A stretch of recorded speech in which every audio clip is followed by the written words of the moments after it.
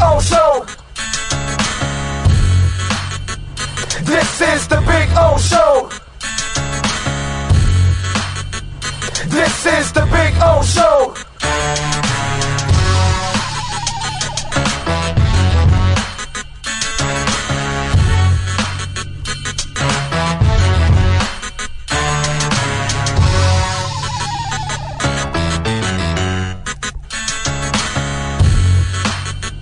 This is the Big O Show. This is the Big O Show.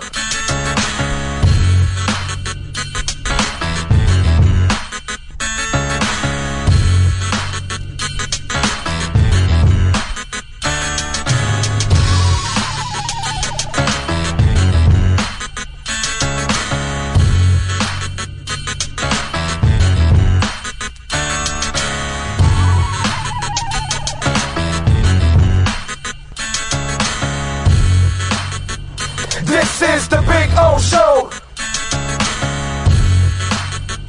This is the Big O Show. This is the Big O Show.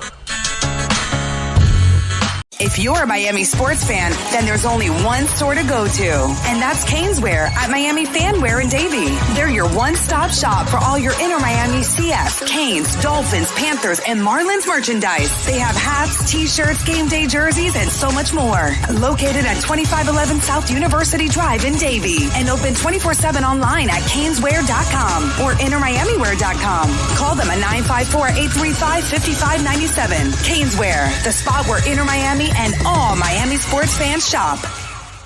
When you move, you need a reliable company led by passionate folks, eager to assist its customers during a transitional process that needs to be smooth. Call Essential Moving Experts at 844-368-5750 for all your local and long-distance moving needs. You can rely on Essential Moving Experts. Mention the Big O Show and get $150 off. Family owned and operated, they offer free 30-day storage, full-service moving, fully licensed, bonded, and insured. Moving was never so easy. EssentialMovingExperts.com. The Big O Radio Show is looking for partners to join our growing platform. If your business is ready to reach an audience that starts in Florida, crosses the nation while expanding internationally, this is the program that provides that vehicle. The Big O Radio Show is ready to broadcast live anywhere in the world to represent your event or product. To reach out by phone, 786-754-4664. That's 786-754-4664. Or email bigoradioshow@yahoo.com. Help us grow as we provide the content and personal connection corporate entities will never achieve. Welcome to Red Light Therapy, a revolutionary technology perfected by NASA to aid in muscle strengthening and recovery.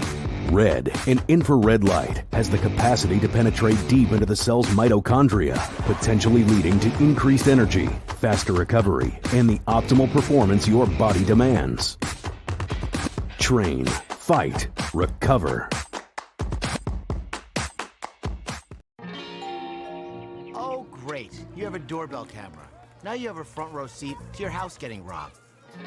They're breaking into my house! Ooh, there goes the TV. I'm sure it'll turn up at the pawn shop. No, not the TV! Just because you can see them, that doesn't mean you can stop them. With Slogans, you get 24-hour monitoring, a free home security system, and professional installation. Plus, free doorbell camera, one that'll actually work for you. Get out of my house! Get out of the house! Call 1-800-ALARM-ME. Welton Rayom has more than 62 years of litigation experience handling insurance disputes. They're committed to resolving even the toughest insurance claims quickly. Call them for a free consultation. 954-966-4646. At Welton Rayom, they don't get paid unless you win. Property damage claims to your home, business, or condo as a result of a hurricane. Welton Rayom can help. Water, mold, fire, smoke damage, Welton Rayom can help. Call 954-966-4646. Sports Grill on Bird Road, Miami Lakes, and their newest location in Doral is now hiring. If you're looking to join a great company and South Florida institution, give them a ring or drop an email. Sports Grill is hiring all kinds of positions from hostess to servers, bartenders, or join the kitchen staff to craft some great food for their amazing customers. Please send your resume to m.cruz@sportsgrillmiami.com or call 305-219-5726. That's 305-219-5726. Sports Grill. Good food, good drink, good friends.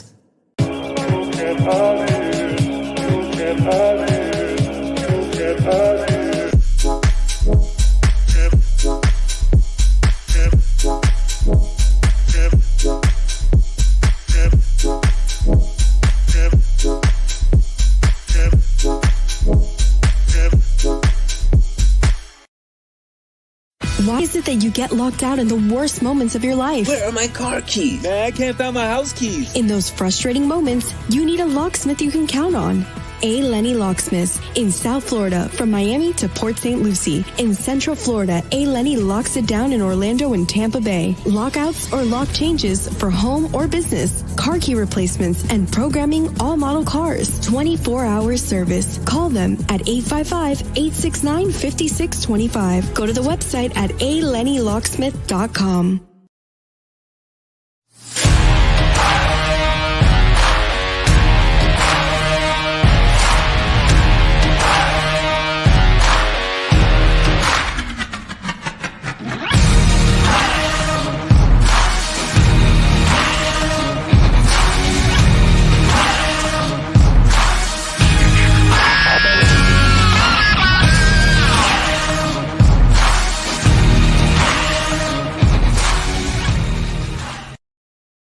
Statements or beliefs expressed on the following program by the host, guests, or callers are not necessarily the opinions of FantasyXS.com, Media Group Inc. ownership, management, sponsors, or website. When it comes to South Florida sports teams, very few in the media have witnessed, lived, and covered it like the Big O. Let's start the program dedicated to your favorite South Florida teams with a passion that's unmatched. The Big O Radio Show is on. Here's the Big O. Good morning, boys and girls. Hope you all are feeling well on a beautiful Tuesday. We are ready to rock and roll. Sean Stanley, as always, mastering this program and putting it all together like he does every single day. The C-Man also in the house. So we've got it locked and loaded here, folks. We are ready for you, as we are every single day here, bringing it for you. The boys are off again today. Tomorrow, the Dolphins are back in action, and they're in Tampa. I hope they're enjoying a burned steak. I mean, I don't know. I mean, I'm just saying, you know. Sean, you have not been to Burned Steakhouse yet, correct?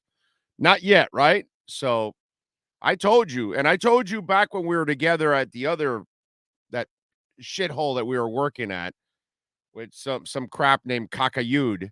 And so I told you I'd take you to Burns, and I'm going to keep my word, bro. I'm taking you to Burns. So we're going to have to go to Tampa at some point for something.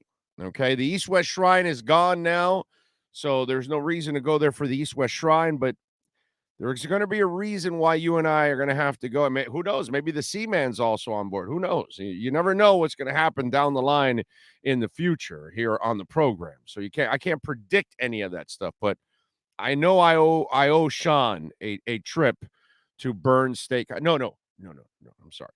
I owe Sean Stanley an experience at Burns Steakhouse, because it's not just a meal. It's an experience. You know what I'm saying? So that's why. So we got to do that. But they are in Tampa. Marlins were off yesterday. They're back on target today, taking on the Phillies as they wind down the last month and 3/4 of the season, since there's really nothing left for them. They're not really playing for anything. They will be a part of our liquor split matchup of the night. Last night, unfortunately, our streak came to an end. So we lost last night. So we're a mere 24-10 in our last 34 selections. But we will get to our liquor split matchup of the night here on the program.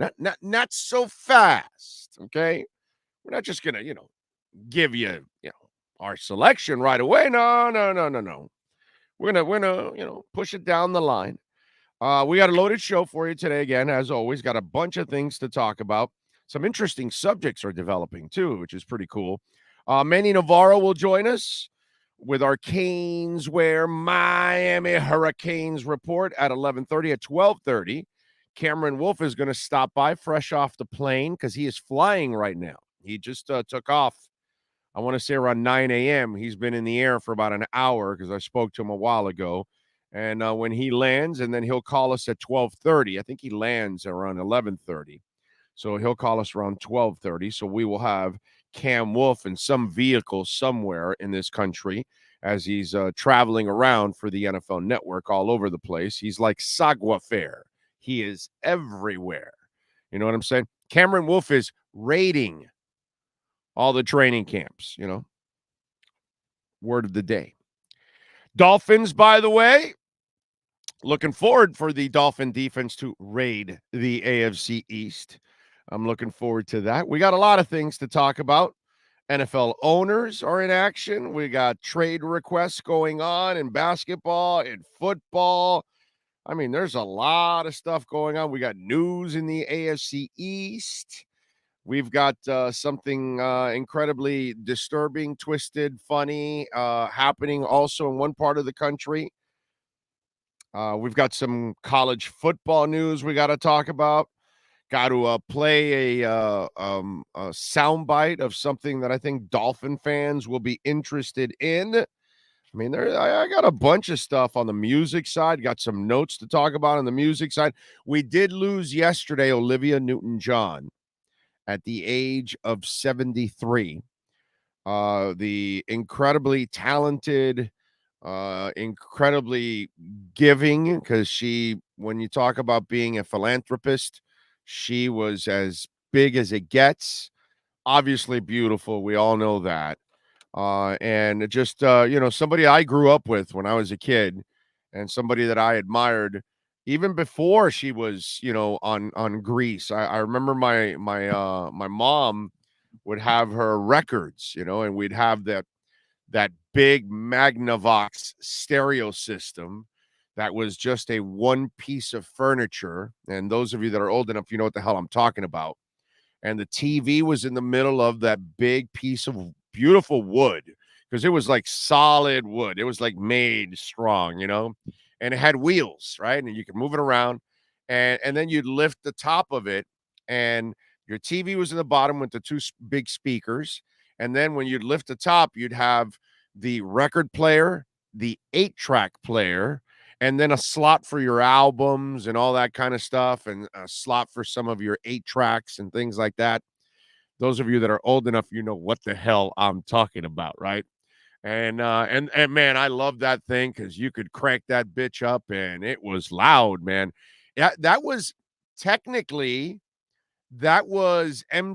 in stereo before it was MTV in stereo because everything was connected as one. So when you were listening to your TV, you were listening to it through those big ass speakers from Magnavox. Whether you had a Magnavox, you might have had a Zenith, right? I think Magnavox and Zenith. I don't know if was there another company that made those big ass things? When you walked into somebody's home back in the 70s, yeah, I think it was just a Magnavox or a Zenith. Yeah. I don't think you can get a Kaufman and Roberts at that size. Yeah, baby. Yeah. That's a flashback right there. I can pull out a Kaufman and Roberts out of my ass. A lot of you cannot pull that one out, huh? You forgot about that one. No, seriously. I think it was just the Zenith or Magnavox. I'm trying to think. Maybe was there another company? I don't know. Anyway, so I remember her from back in the day with Have You Ever Been Mellow and all that other stuff before she did the Grease and the Get Physical and all that. Obviously that she just became an absolute monster, but a super talent and built, she the other thing about that woman that was amazing was she suffered so many personal setbacks with her relationships, cancer, obviously breast cancer, and yet she fought through all of that. And she fought the breast cancer for decades. She even built a hospital that was there to holistically help people with cancer and breast cancer. A beautiful person, an incredible talent, and it's sad that to see her go. And 73 is one of those ages where you look at her and you say, if she didn't have the cancer, the way she took care of herself, she probably would have lived a lot longer if it wasn't for that damn C word that we cannot solve, right? Endless amounts of people all over the world. We lose people at a very young age to that C word. We lose them in their middle ages, and then we lose them in their later stages. And it's not fair, man. We can't figure it out. Sucks. RCA. That's a good one. I think you're right. I think there was, I don't remember an RCA big ass one. I remember the Magnavox and the Zenith. I don't remember, but there's has to be, because RCA was so big then. It's just I don't remember RCA. Were they televisions?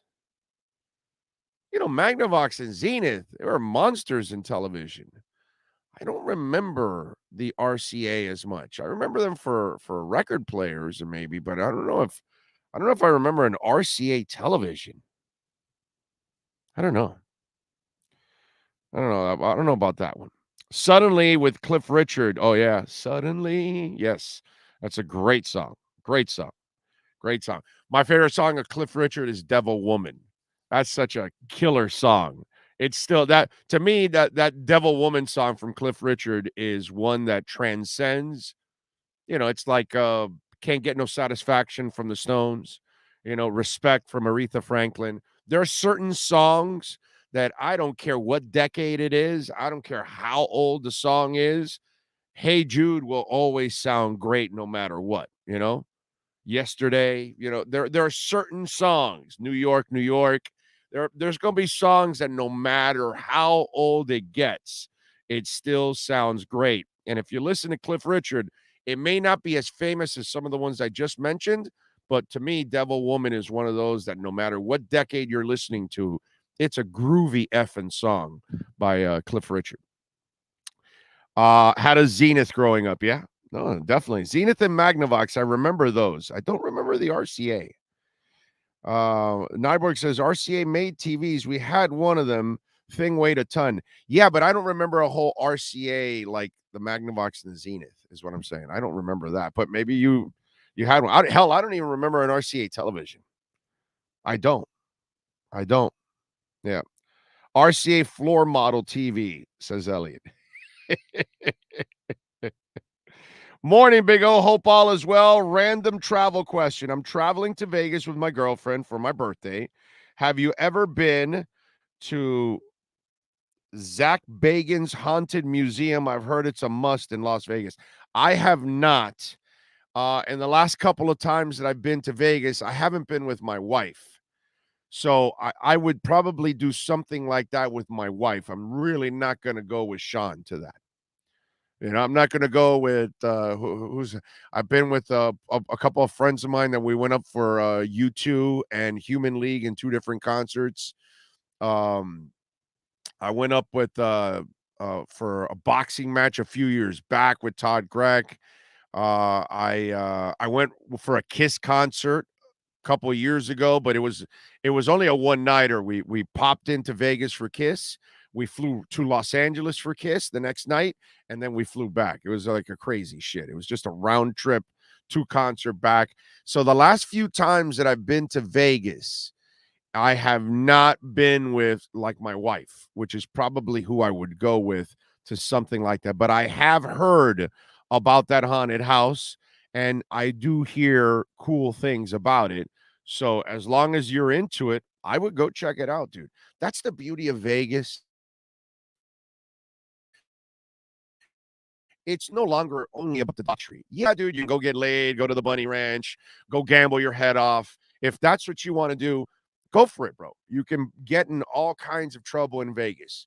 But the best part also now about Vegas is you want to go check out Dam.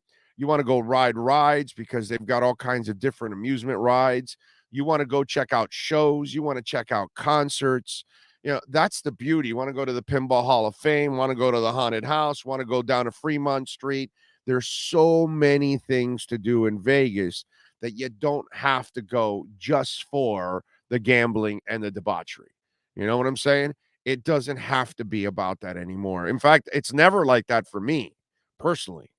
So I'm like, I don't really go for any of that. So I go for all that other stuff that I talked about. My daughter, my wife, when they go, they like to go to those malls and walk around and all that kind of stuff. And the other thing I would tell you to do, Francisco, if you got a chance and you're going with your girlfriend, if you haven't been to Vegas, take some time to walk some of the hotels so you can be amazed at, the Aria, the Cosmopolitan, the Caesars, the Venetian, the Palazzo. Go check out the hotels too. That's what I would tell you to do. I would tell you to go check out the hotels because they have certain things inside the hotels, whether it's the water show at the Bellagio, there's so many things. And then restaurants. My Lord, there's some great restaurants there all over the place in Vegas. There's a ton of stuff to do in Vegas. It's a really, really fun place that if you want to really set it up, you can do all kinds of things, and it has nothing to do with the normal craziness that it's been known for decades. That's the one thing that I will give Vegas a lot of credit for. They have completely changed the way they do business.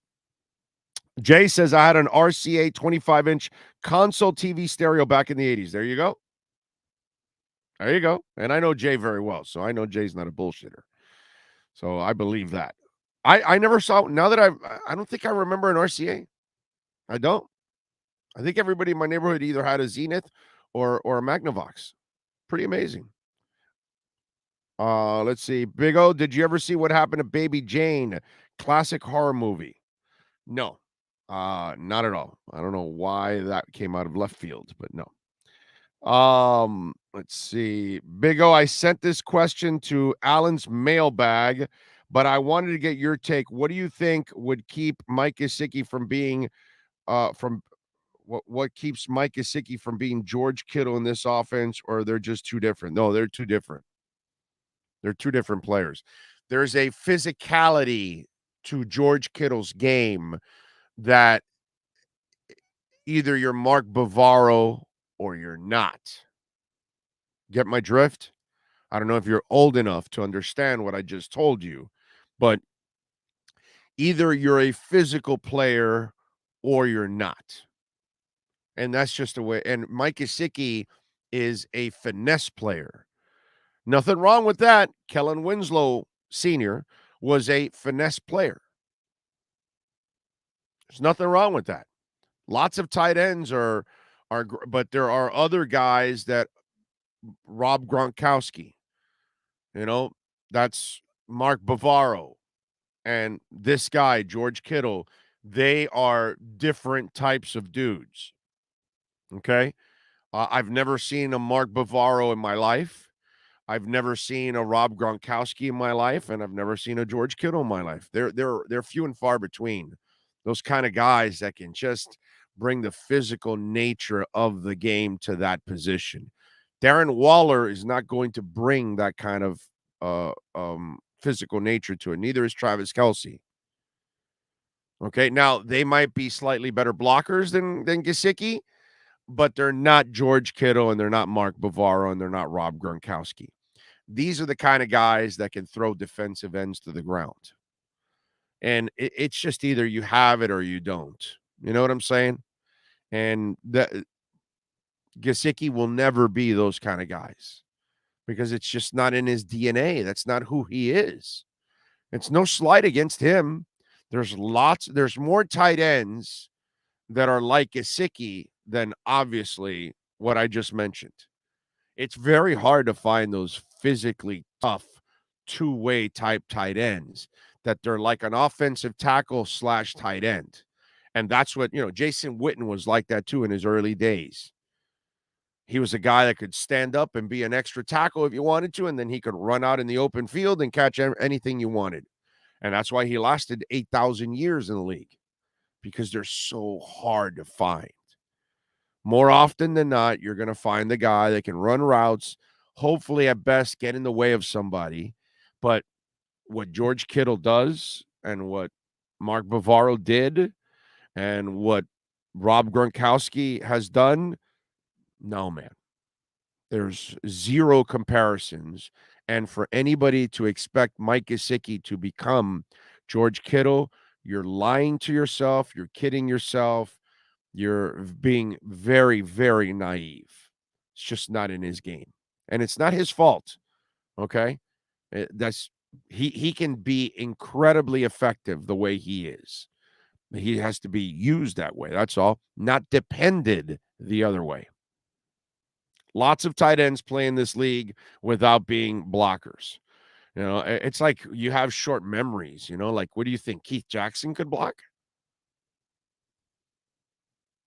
You think Keith Jackson was there to block? Keith Jackson didn't even want to practice. He just wanted to catch passes. And he was a bitch in the open field. You know, it's been like that forever in this league. There are guys that are just pass catchers and half-ass blockers. And there are guys that very few and far between that can maul somebody in front of them. That's a gift, man. It's a gift. And it's not something that Mike Gesicki is possessing.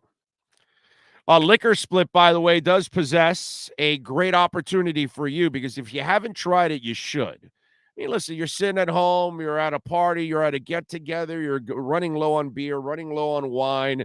You're there hanging out with her. You don't want to leave. You want to order another bottle of wine, right? Maybe a La Crema Pinot Noir, which is my favorite bottle of wine from La Crema. Get a Pinot Noir bottle from them. Or, maybe you're into a little vodka, a little rum, you name it, a little whiskey. You can get it all at Liquor Split. And here's the best part. Your first order, we're going to get you 15% off. How about that? Use the code BIGO15. And this is Miami's own liquor store.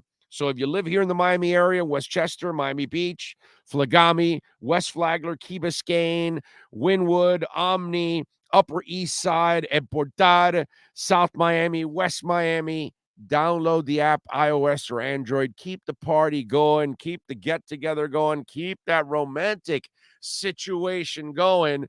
Tap that app. Download it, iOS or Android. A flat fee of $2.99. No hidden fees.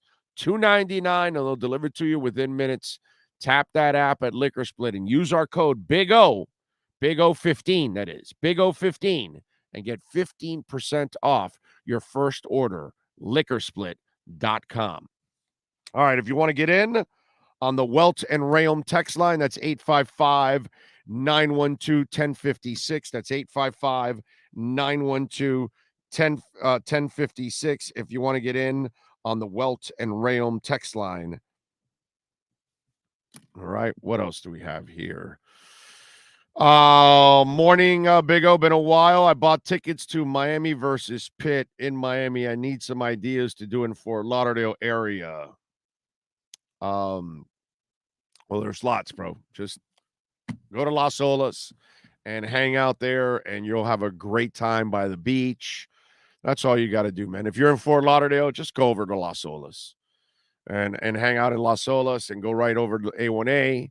And there's a ton of restaurants. You'll have a blast there, man. You will enjoy it. Las Olas is a beautiful place. Socks Off says, I'm really concerned with the O-line. Armstead is only going to play a half a season. So why is he going to only play a half a season? You already know he's going to break down for 8 games or 9, 8.5. Let's go. I love these kind of fans. They just want to start with negative shit already right from the get-go. I'm already worried because he's going to be out. I mean, there's a chance maybe he plays the whole year. Maybe he only misses 1 game. But no, let's just plan and think about the worst. Yeah. Hey, Socks Off, be careful. There's a hurricane developing right now. It's in Key Biscayne. It might hit you. Who knows? Wow. It's like, can we just watch the season and let it develop, and then we can talk about what actually happens? You want me to talk about a negative hypothetical that hasn't happened? Okay. All right. Yeah. So let's just talk about bad shit for no reason at all. My Lord, what kind of a life do you live, sir? Navarro isn't in the Hall of Fame, but a player that was in the NFL for 6 years is sad. Yeah. Well, I listen. If you watch Mark Navarro and that isn't a Hall of Fame talent, I can't help you, dude. You know what I'm saying? I can't help you. And that has nothing to do with being a Giants fan or anything, because I don't give a rat's ass about the Giants. I just love football. And I respect the players that bring it and the freaks of all freaks. And Mark Navarro was a freak of all freaks. My Lord, was that guy just awesome. Awesome. Albuquerque Alex says, good morning, Big O and family. Longtime Floridian living in New Mexico. This show makes me feel like home. Thank you. Well, we thank you for making this your home. That's the most important part. So on behalf of Sean and the C-Man and myself and all the people that work on this show, we thank you for making us your home. The Assault says, Dale Big O, starting my day with you as always. Very nice of you. Thank you, sir. Thank you. Thank you. Who made it at the top? Chapman was number one, huh? There you go. Omar Lopez and Isaiah. I like it. I like it. I like it. I like it. Good morning, Big O. Today is my birthday. My only wish is that the Finns win it all this season. Well, I hope for your birthday they win it this season, the next season, the season after that. There's a lot of Dolphin fans that deserve a lot of winning. So I'm with you, Frankie. Happy birthday, my brother. Happy birthday to you, and thank you for always tuning in. Gilbert Martinez says, the hurricane developing is in the U, Big O. So excited for them. I'm with you, man. Dominic says, I don't get the negativity, Big O. So far, everything in camp has been, holy crap, this team has improved, etc. Why bring that bad juju? Yeah, it's just, I never understand people that want to live like this negative life. You know, it's like, I don't get it. Things are good, man. There's no reason for us to be thinking about, here you go. Not that I don't want to wish bad shit on people, okay? I'm not trying to do that. I care about the Dolphins. I just want the Dolphins, the Heat, the Marlins, the Panthers, Inter Miami, the Canes, FIU, FAU, you know, him or she, now Miami FC, you know, everything local, I want it to succeed. You know what I'm saying? So I'm a pro South Florida guy, right? Born and raised in this area, and this is my home, you know? So first and foremost. So I don't do it out of, you know, some kind of hate or anything like that. But, you know, I'm perusing through as I'm preparing for this show. And so what am I reading going on, right? I see the Miami Dolphin defense. I like what I see from X. I know when Byron Jones gets healthy, they'll have a good secondary. Javon Holland's kicking ass. Jalen Phillips looks like he's growing. Christian Wilkins will probably take another step. You know, I'm feeling good about this team. Emmanuel Ogbah is going to be a werewolf this year on offense, adding Teron Armstead. You know, Connor Williams had a clean day on Sunday, and I'm hoping that he picks it up now the rest of this week. Tua's looking good. The offense is looking super fast. I'm feeling good about the Miami Dolphins, right? So now I'm going, all right, I'm preparing for the show today on a beautiful Tuesday, August 9th. And I'm looking around as I'm preparing for the show. And I start to look at the headlines. And some of the headlines, you know what I'm getting? Oh, the New England Patriots aren't looking good. That's what I'm getting. That their offense is struggling. Okay? I know that Joe Namath doesn't care if the team is struggling. But I kind of, enjoy that the Patriots are struggling. And so on Monday, they couldn't run block. They couldn't pass block. There was miscommunication with offensive targets. There was an interception on an errant throw. More often than not, Jones had little time to throw the ball due to relentless Patriots pass rush. It didn't take a football expert to see that Jones and his offensive teammates were frustrated throughout Monday's practice. You live in negativity, sir. I will live in Dolphin positivity. The problem for the Patriots right now is that the offense doesn't appear to be taking many steps forward. They haven't deceivably won a practice since day one. They haven't won one practice. Tua's won practices because the offense has had success and the defense has had success. That's kind of what you want to see. We've seen plenty of struggles in the red zone. We've seen the offense look routinely disjointed as a new offensive coaching staff tries to install a new offense. I'm just saying, Mr. Dolphin there that wants to live into negativity and wants to break down Teron Armstead when, now, what I love about Mr. Negativity, he doesn't say, hey, Teron Armstead has some injuries. But, dude, he's played on a carpet inside that stadium for many years. Now he's going to get to play on grass. You know what I'm saying? So now, and this offense might be a little bit easier on him, too. Nobody, Mr. Negativity doesn't bring that up, that the guy's going to get to play more on grass now, not on that hard-ass turf in the Superdome. But, you stay in the negative zone. I'll stay positive until you tell me that it's not working. Then I'll tell you, okay, it's over. Then, what else am I seeing? What other news am I finding out about? Well, the New York Jets, who I think are no threat whatsoever anyway to the Miami Dolphins, Mekhi Becton, their big-ass tackle that missed the entire season last year, I think maybe one game he played, he suffered another knee injury. And Robert Saleh says it's not looking good. They're going to go for a second opinion, but it looks like Mekhi Becton is going to miss another season with another knee injury again. That's negative, sir. What's going on with the Dolphins is positive.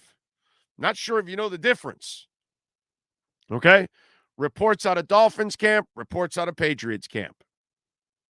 Again, I'm not sitting here, rah. I want Mekhi Becton to break down every year.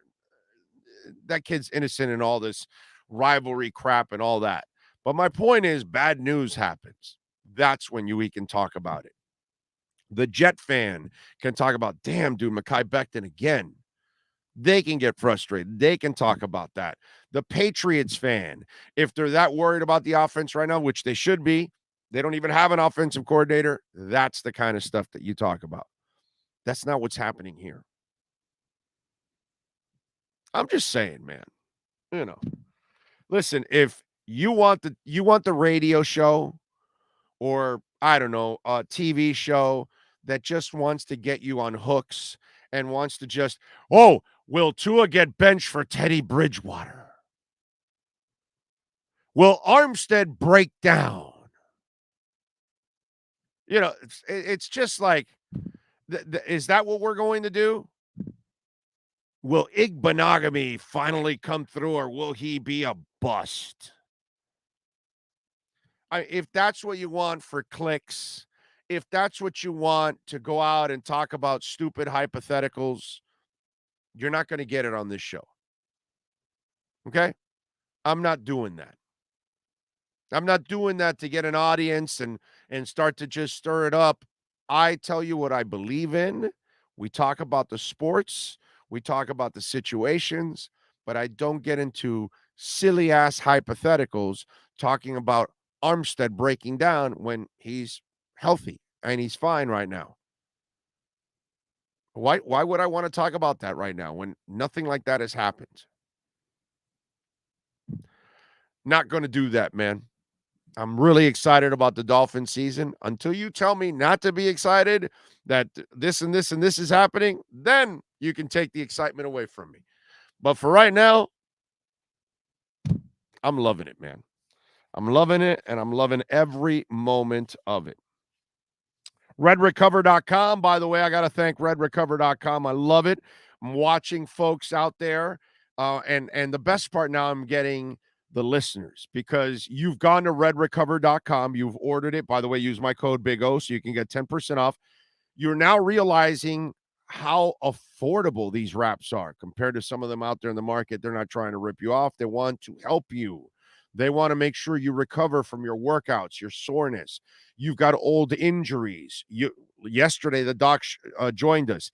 Even if you have scar tissue from an operation, from an injury, and you want it to heal better, and that way maybe so the scar can disappear or disappear as much as possible so it doesn't leave a mark. Red light therapy helps you in so many different ways, from getting blood flow going, from relieving pain, from relieving any kind of, or helping relieve any kind of injury that you've had in the past, discomfort, growing hair. I mean, there's so many different benefits from red light therapy. I want you to go to redrecover.com, check out the video blogs, check out the regular blogs, and then maybe you need an elbow wrap for tennis elbow, a knee wrap, something to help you out, your shoulders, your back, your neck, your golf game, tennis, whatever it is that you're actively out there, or when you're just working out from the gym, you may want to use some of these wraps before your workout and after your workout to optimize and for better recovery, to get the blood flow going. You're going to feel so much better. I'm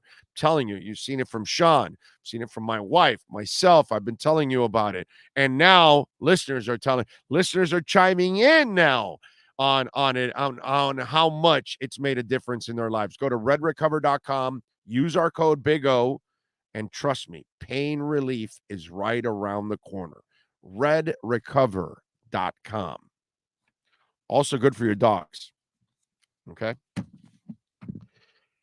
All right. What else do we have going on in the world of sports? Manny Navarro will join us in hour number 2.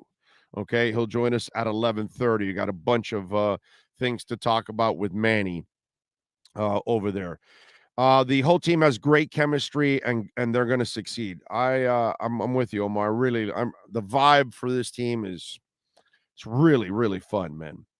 Lenny Pena says, we've been through so much dysfunction and trauma as Dolphin fans. We need all the positivity we can get. Fins up, baby. I mean, right now, there's no reason to be negative. That's all. None. Robert Triana says, what's up, Big O? Thanks for looking into my issue. All of a sudden, I can type again on the chat. Oh, okay. So maybe Sean fixed it. I know I didn't, because I'm an idiot. So I might have been the idiot that accidentally blocked you when I was trying to block the bots. And I think, didn't we do that to Dougie Fresh? I'm sorry. I think we did that to you also. If it happens and you weren't a jerk, you shouldn't have been blocked. You can, obviously if you're an idiot and you got blocked, you got blocked. You know what I'm saying? But obviously a guy like Robert Triana would never get blocked here. So he knows that something happened, or I don't know. And it was just my dumbass. It's just those stupid bots, and I'm doing the show at the same time. So I apologize if I accidentally block somebody that shouldn't be blocked. Do you believe we need more depth on the O-line? Richard, I don't think there's a football team in the NFL that doesn't need depth anywhere, my friend.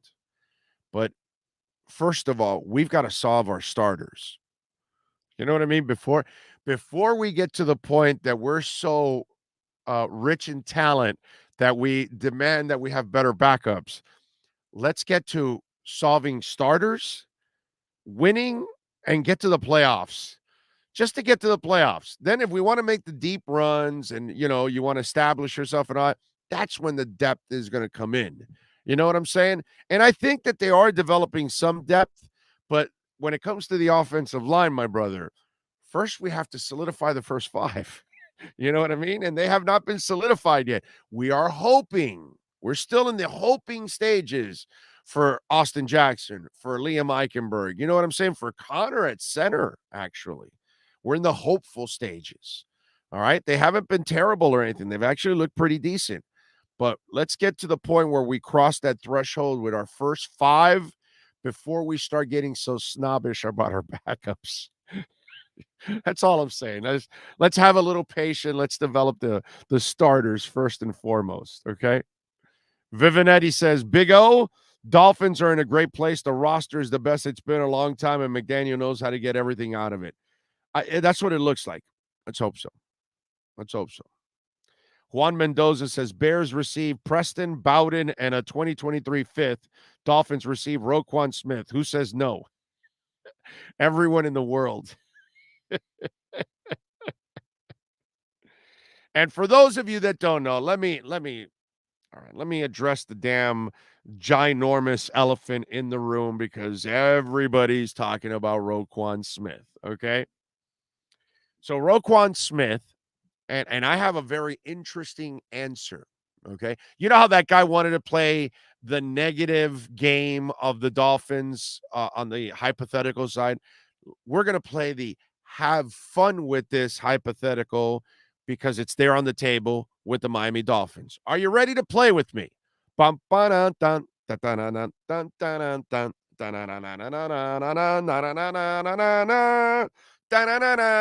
right, here we go. So Roquan Smith has requested a trade from the Bears, okay? The linebacker issued a statement via Ian Rappaport. I'm just saying.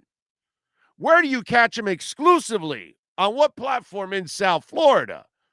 Yeah, anyway. He says, unfortunately, the new front office regime doesn't value me here. They refuse to negotiate in good faith. Every step of this journey has been a take it or leave it. The deal sent to me is one that would be bad for myself and the entire linebacker market if I signed it. That's incredibly mature. To not only think about himself, that's simple. We can all think of ourselves, but also the damage that it's going to do to the rest of the market and the people that come behind him, where he wants to make a deal that's better than the last linebacker, so it's better for the next linebacker. You know what I'm saying? So very, very mature. I've been trying to get something done that's fair since April, but their focus has been on trying to take advantage of me. Remember, this is the same team that got rid of, all right? So they just picked up a guy from Oakland who was a monster, and they didn't want to keep him around, and they ended up moving him. So, Anyway, I want to be a Bear for my entire career, help this team bring a Super Bowl to our city. However, they've left me no choice than to request a trade that allows me to play for an organization that truly values what I bring to the table. Smith does leave open the possibility that he could rescind the trade request. I haven't had the chance to talk to McCaskey's family, and maybe they can salvage this, he wrote. But as of right now, I don't see a path back to the organization I truly love. Per Rappaport, Chicago's offer was backloaded and wouldn't make him the highest paid linebacker in actual salary. Smith was also offended by the proposed de-escalators that are not in the contract at any of the 94 non-quarterbacks who are making at least $15 million per year. He's currently on the PUP list right now, not planning to practice anyways during the contract dispute. The number 8 overall pick in the 18 draft has been second all-pro in each of his last 2 seasons. He recorded a career-high 163 total tackles, 12 tackles for losses, 4 sacks, and an interception and 3 pass defended. In 61 games, Smith has 5 interceptions, 14 sacks, and 43 tackles for loss. Hell of a player, Roquan Smith. So, I know what you're saying. Now, here's where some of you, like my man there that, gave up like this bullshit trade for Roquan Smith. So I'm going to tell you what you're going to have to give up for Roquan Smith. And at the same time, this might be a trade that works out for both because the cheap-ass Bears don't really want to give up a lot of money. Well, guess what, ladies and gentlemen? They both play the weak side. Jerome Baker is the guy that has to be in this trade. Yeah.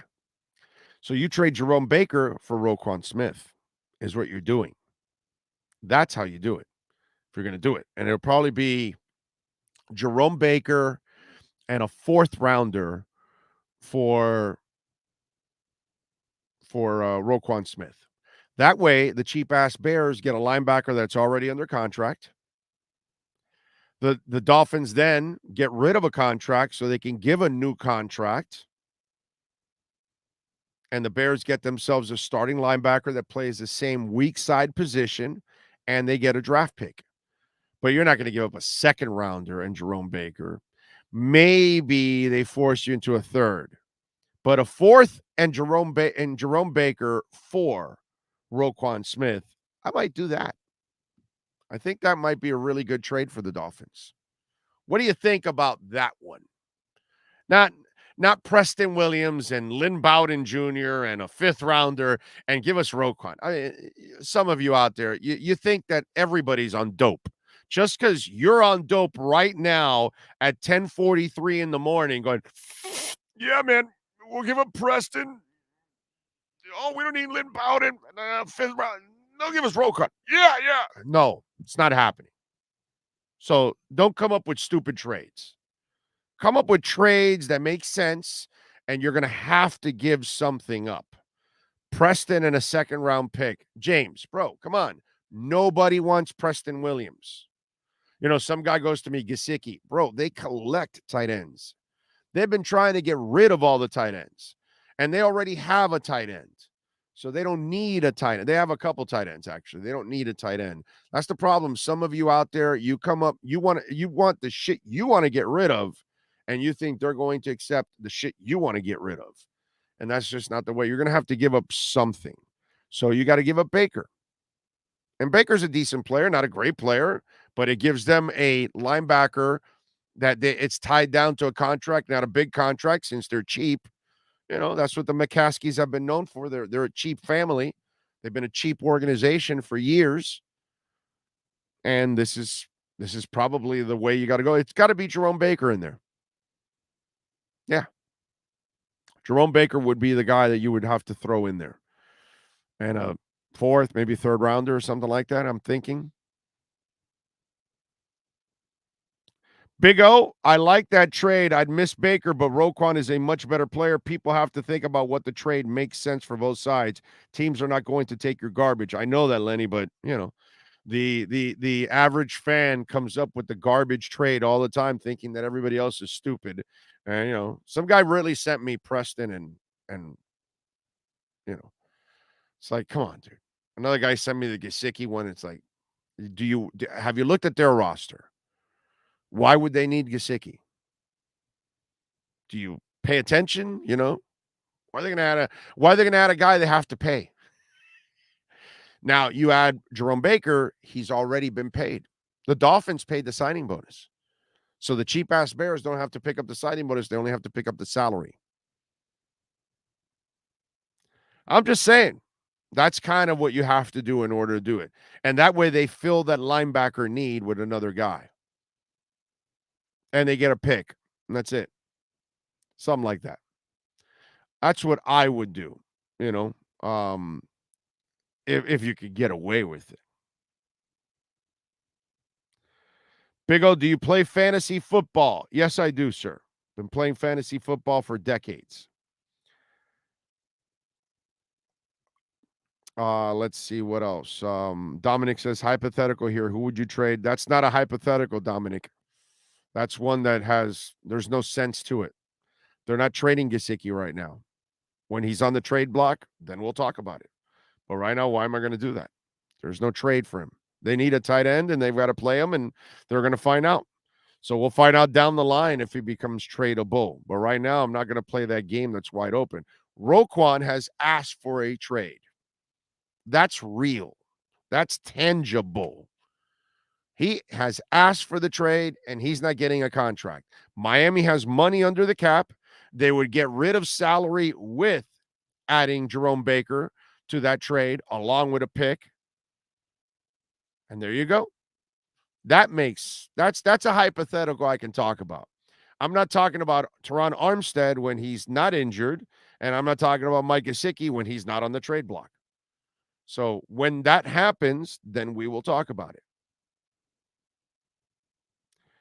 Big O, you're basically trading him for the pick, and you throw in a player. They need a wide receiver, but if you put Baker in it, and it's a fifth round, not a second. I would do like a fourth or a third with Baker. And you can't throw a receiver, James. You throw the linebacker. They need a linebacker. It's perfect. They're not willing to pay their weak side linebacker top dollar because they're cheap, right? Miami will pay Roquan top dollar and bring in a stud linebacker over here, and you ship them the kind of linebacker that they want to pay for, because they want to pay for a secondary linebacker. And as much as I like Jerome Baker, he's not an upper tier linebacker at his position. He's a second tier linebacker at his position. So that's more along the lines of what the Bears want. That's what fits them. And let me just see something a second here. Let me just look at something for un minuto. Okay.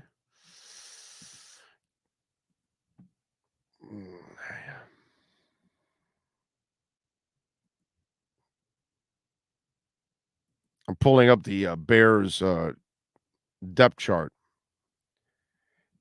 And yeah, they've got young receivers, bro. Jesus. And they just got N'Keal Harry from New England, Byron Pringle, who they got from KC, Darryl Mooney, who was one of their draft picks from 20, St. Brown, the kid they got from Green Bay. Man, this is just one cheap outfit. This is just one cheap outfit. I'm telling you, the Jerome Baker deal makes more sense than ever. That's the one that makes sense. That's the kind of linebacker they're willing to pay for. Mm-hmm. I mean, seriously. Wow. That's sad.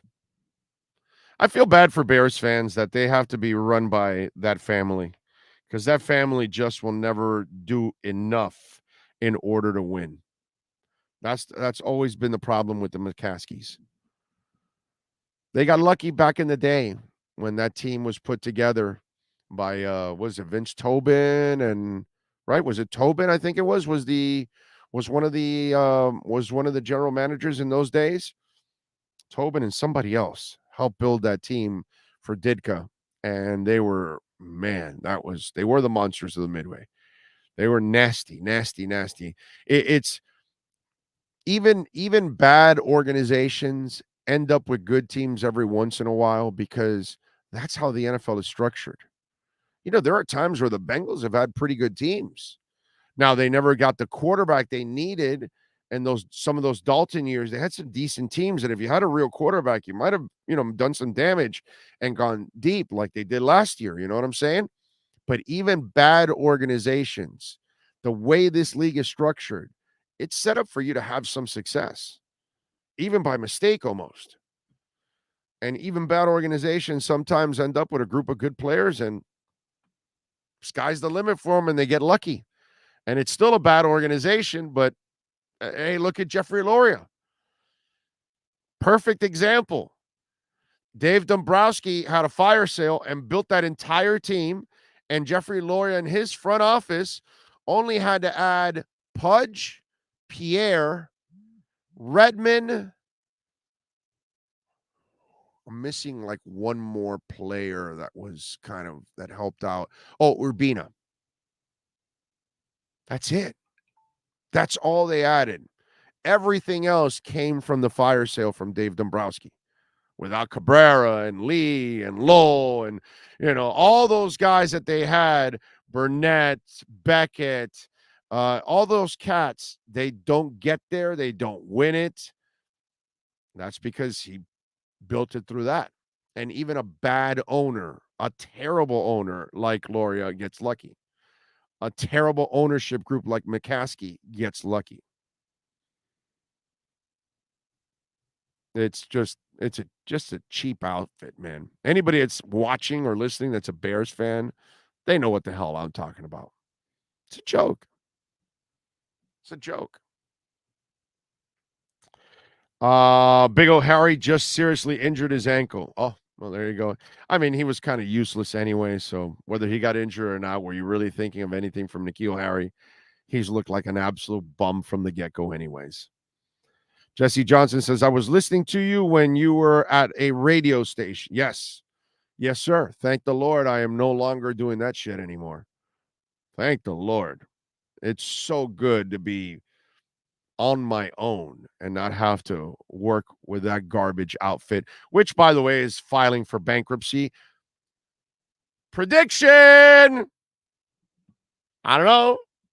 I don't know, but somebody told you about a year and a half ago, they were headed for bankruptcy. I don't know who it was. Not exactly sure, but somebody told you that, they would be headed for bankruptcy. It's only a matter of time.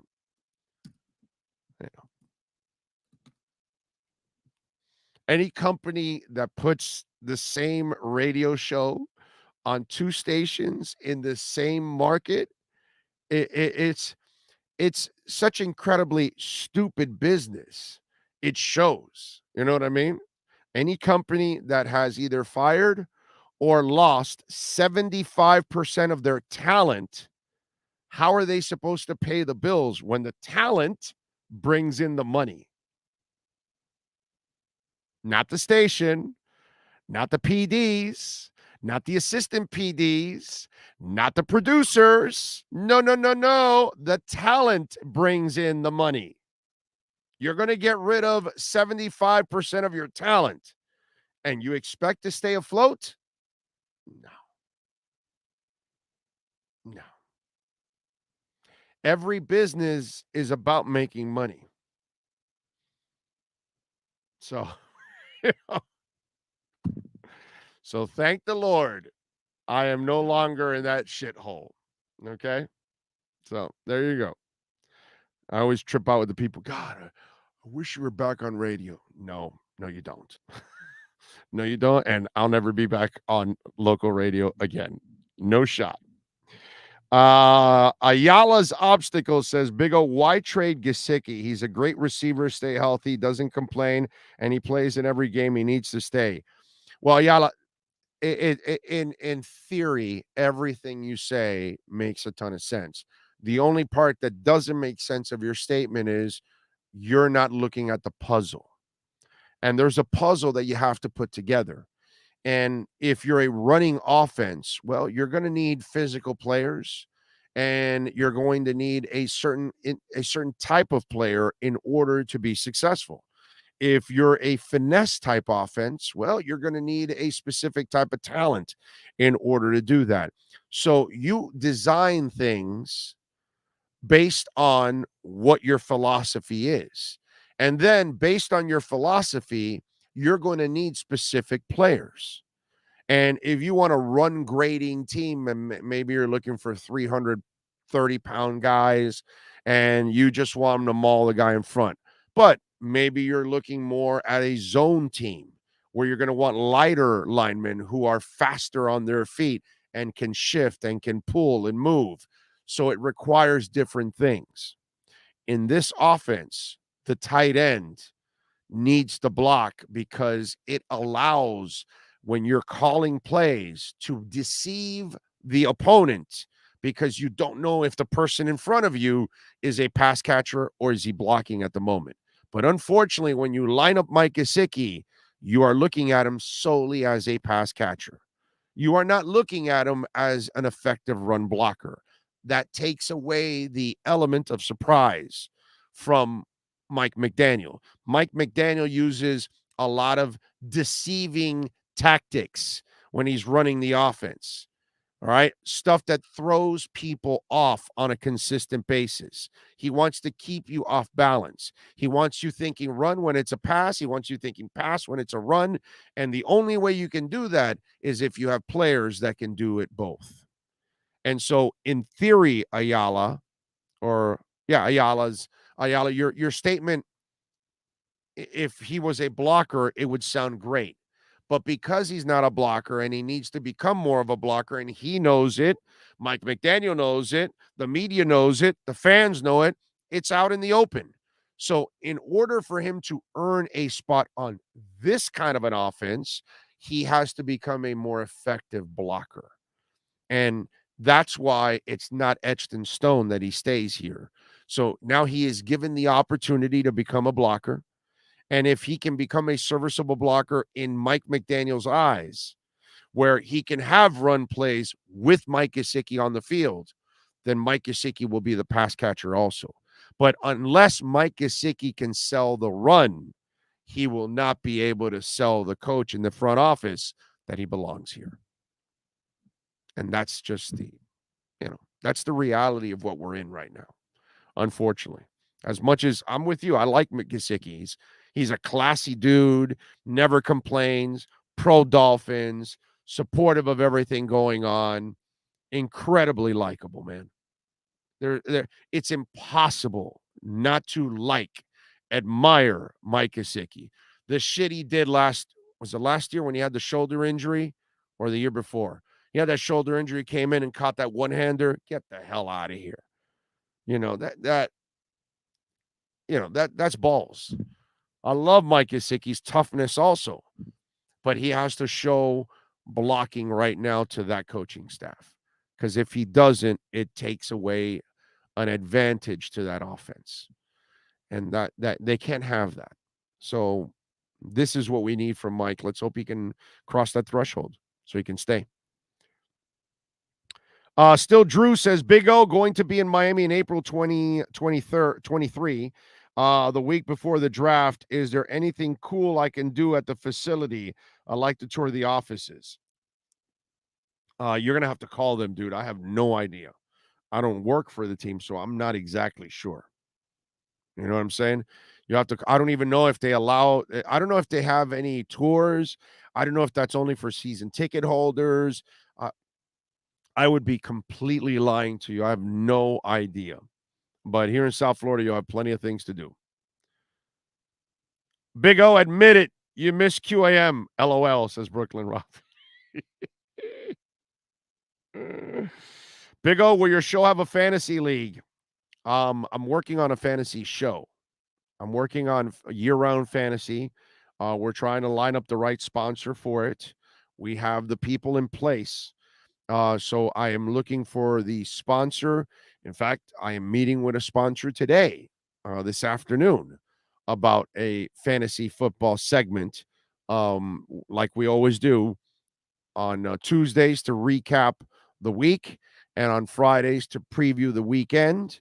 It would be year-round fantasy, so it would help out the dynasty and keeper leagues in the offseason. It'll run into the draft, so we will have fantasy coverage every day of the draft. It'll be a year-round type of thing to help out the fantasy players on a year-round basis. So as free agency happens, we'll tell you how it affects fantasy and the angles and all that kind of stuff that I love to talk about. So we will do all of that. But again, everything takes sponsorship. And you just can't ask people to come on. I've got two guys from Yahoo, and Andy Behrens and Scott Pianowski, who have worked with me for years, but I'm not going to ask them to come on every week for free. You can't do that. That's abusive. It's not right.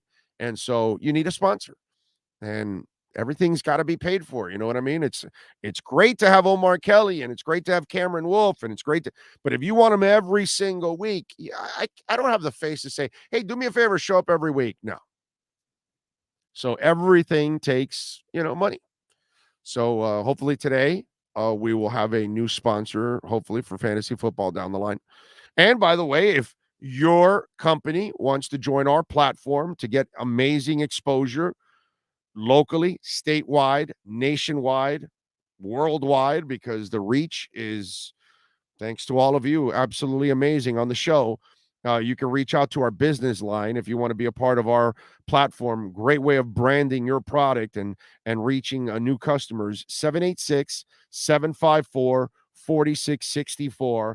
We've got several elements, whether it's Canes, Dolphins, fantasy football, that we're looking to add to the platform and expand even more.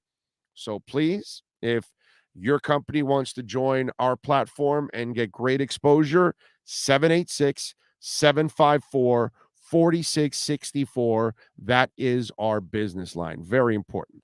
All right, let's do this. Let's wrap up hour number one. Sean Stanley, the executive producer, the man that masters this show every day, putting it together as always. C-Man is also co-piloting and leading the way. Of course, you all drive it. We appreciate you. You want to get in on the Welton Rayom text line, 855-912-1056. That's 855-912-1056. Give me a couple of minutes. Recharge. We've got the concoction that my wife has made, a little honey and lemon. Got to treat the throat. We will be back with hour number 2 right here on the Big O Radio Show.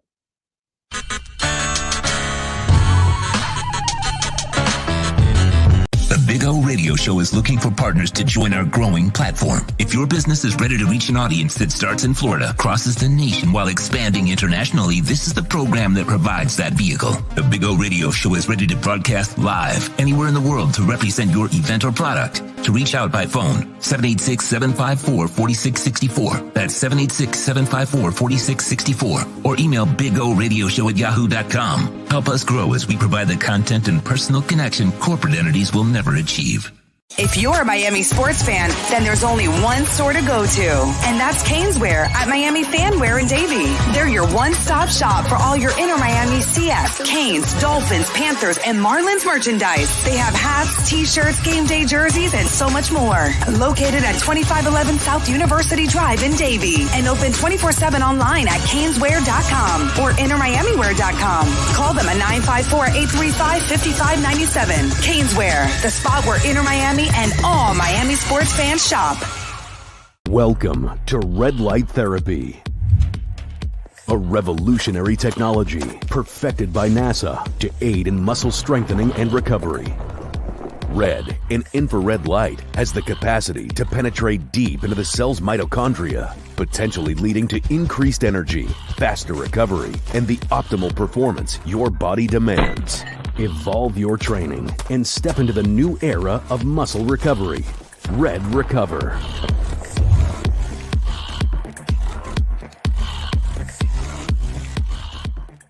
Why is it that you get locked out in the worst moments of your life? Where are my car keys? Man, I can't find my house keys. In those frustrating moments, you need a locksmith you can count on.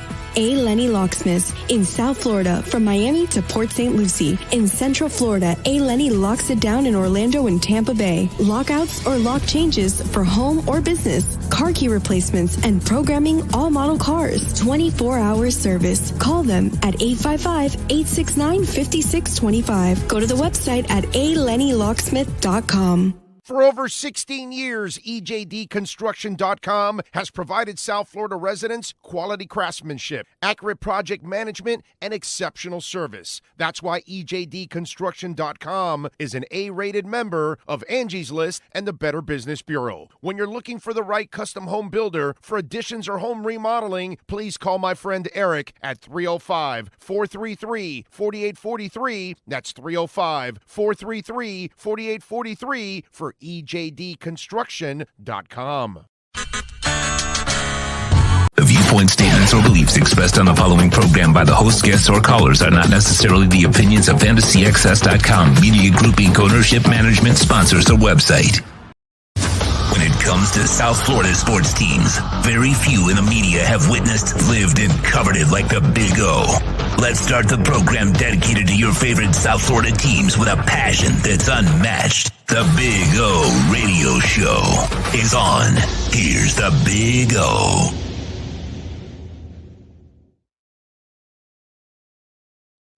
Now we're ready. It always helps to turn on the mic. I mean, Sean told me this years ago. He says, when you want to do a radio show, turn on the mic. And I got to say, Sean, some of the best advice you've ever given me. Strong stuff on your part. I don't follow it all the time, as you can tell, but, thanks to Sean, he keeps me straight every once in a while there. Damn, this thing is hot. Got to let it cool down a little bit there. Damn. But it does the trick, I got to say. You got to talk for hours every day. Man. David Smith says, dude, you couldn't even remember yesterday that it was the Vikings that Steve Young that made the huge run against, by the way. Yeah, no, I couldn't remember, Dave. Why should I do this show? Yeah. As you've noticed all the time, I've got terrible memory. I forget about everything. I couldn't really think of anything. I'm useless, Dave.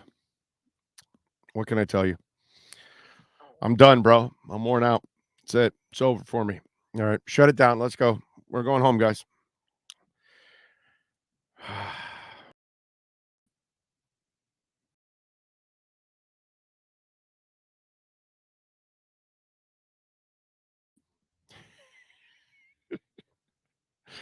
All right, for too long. Let's see, what is it? The last coaching staffs didn't know what they were doing offensively. I think this coaching staff, while putting an emphasis on blocking, will greatly benefit him. I hope so. We'll see if Gesicki, we'll see if he can turn the corner. George says, Big O, can you do once in a while a show on Florida Gators football and FSU? Some of us live down here, but are Gators and Seminoles fans. How about this?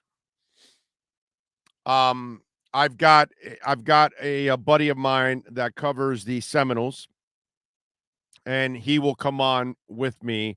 I doubt I can get any sponsorship for that, but he'll come on with me. I got to get a Gator guy, and they've had so much turnover there.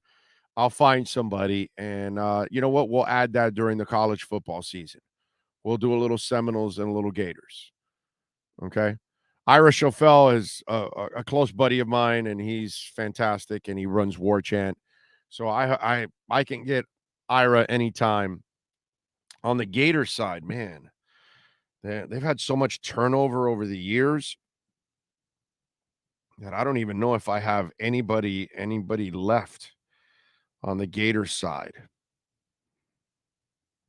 Can you look and see if Will Salmon is still covering the Gators for the Athletic guys? And it's spelled Sammon. If Will is still there, because they always have turnover, man. I don't even know if the Athletic still kept a Gator guy. They haven't you notice that the Athletic did not hire a Dolphin guy? Which is kind of odd. The most important beat in town, the one that gets the most reaction, and they didn't rehire a Dolphin guy, which I thought that was kind of weird. But I know Kevin Brockway, and I think Brockway does mostly basketball. He does a lot of Gators hoop. He's a really good dude. I haven't had him on in a while, but those are two guys that I know with the Gators. What's the deal, Sean? Tell me. Fill me in. Spell the name one more time just to make sure I got it right. Will Salmon, Sammon. It's Will, though, right? Yeah, Will. Yes. He's now covering the Brewers for the Athletic.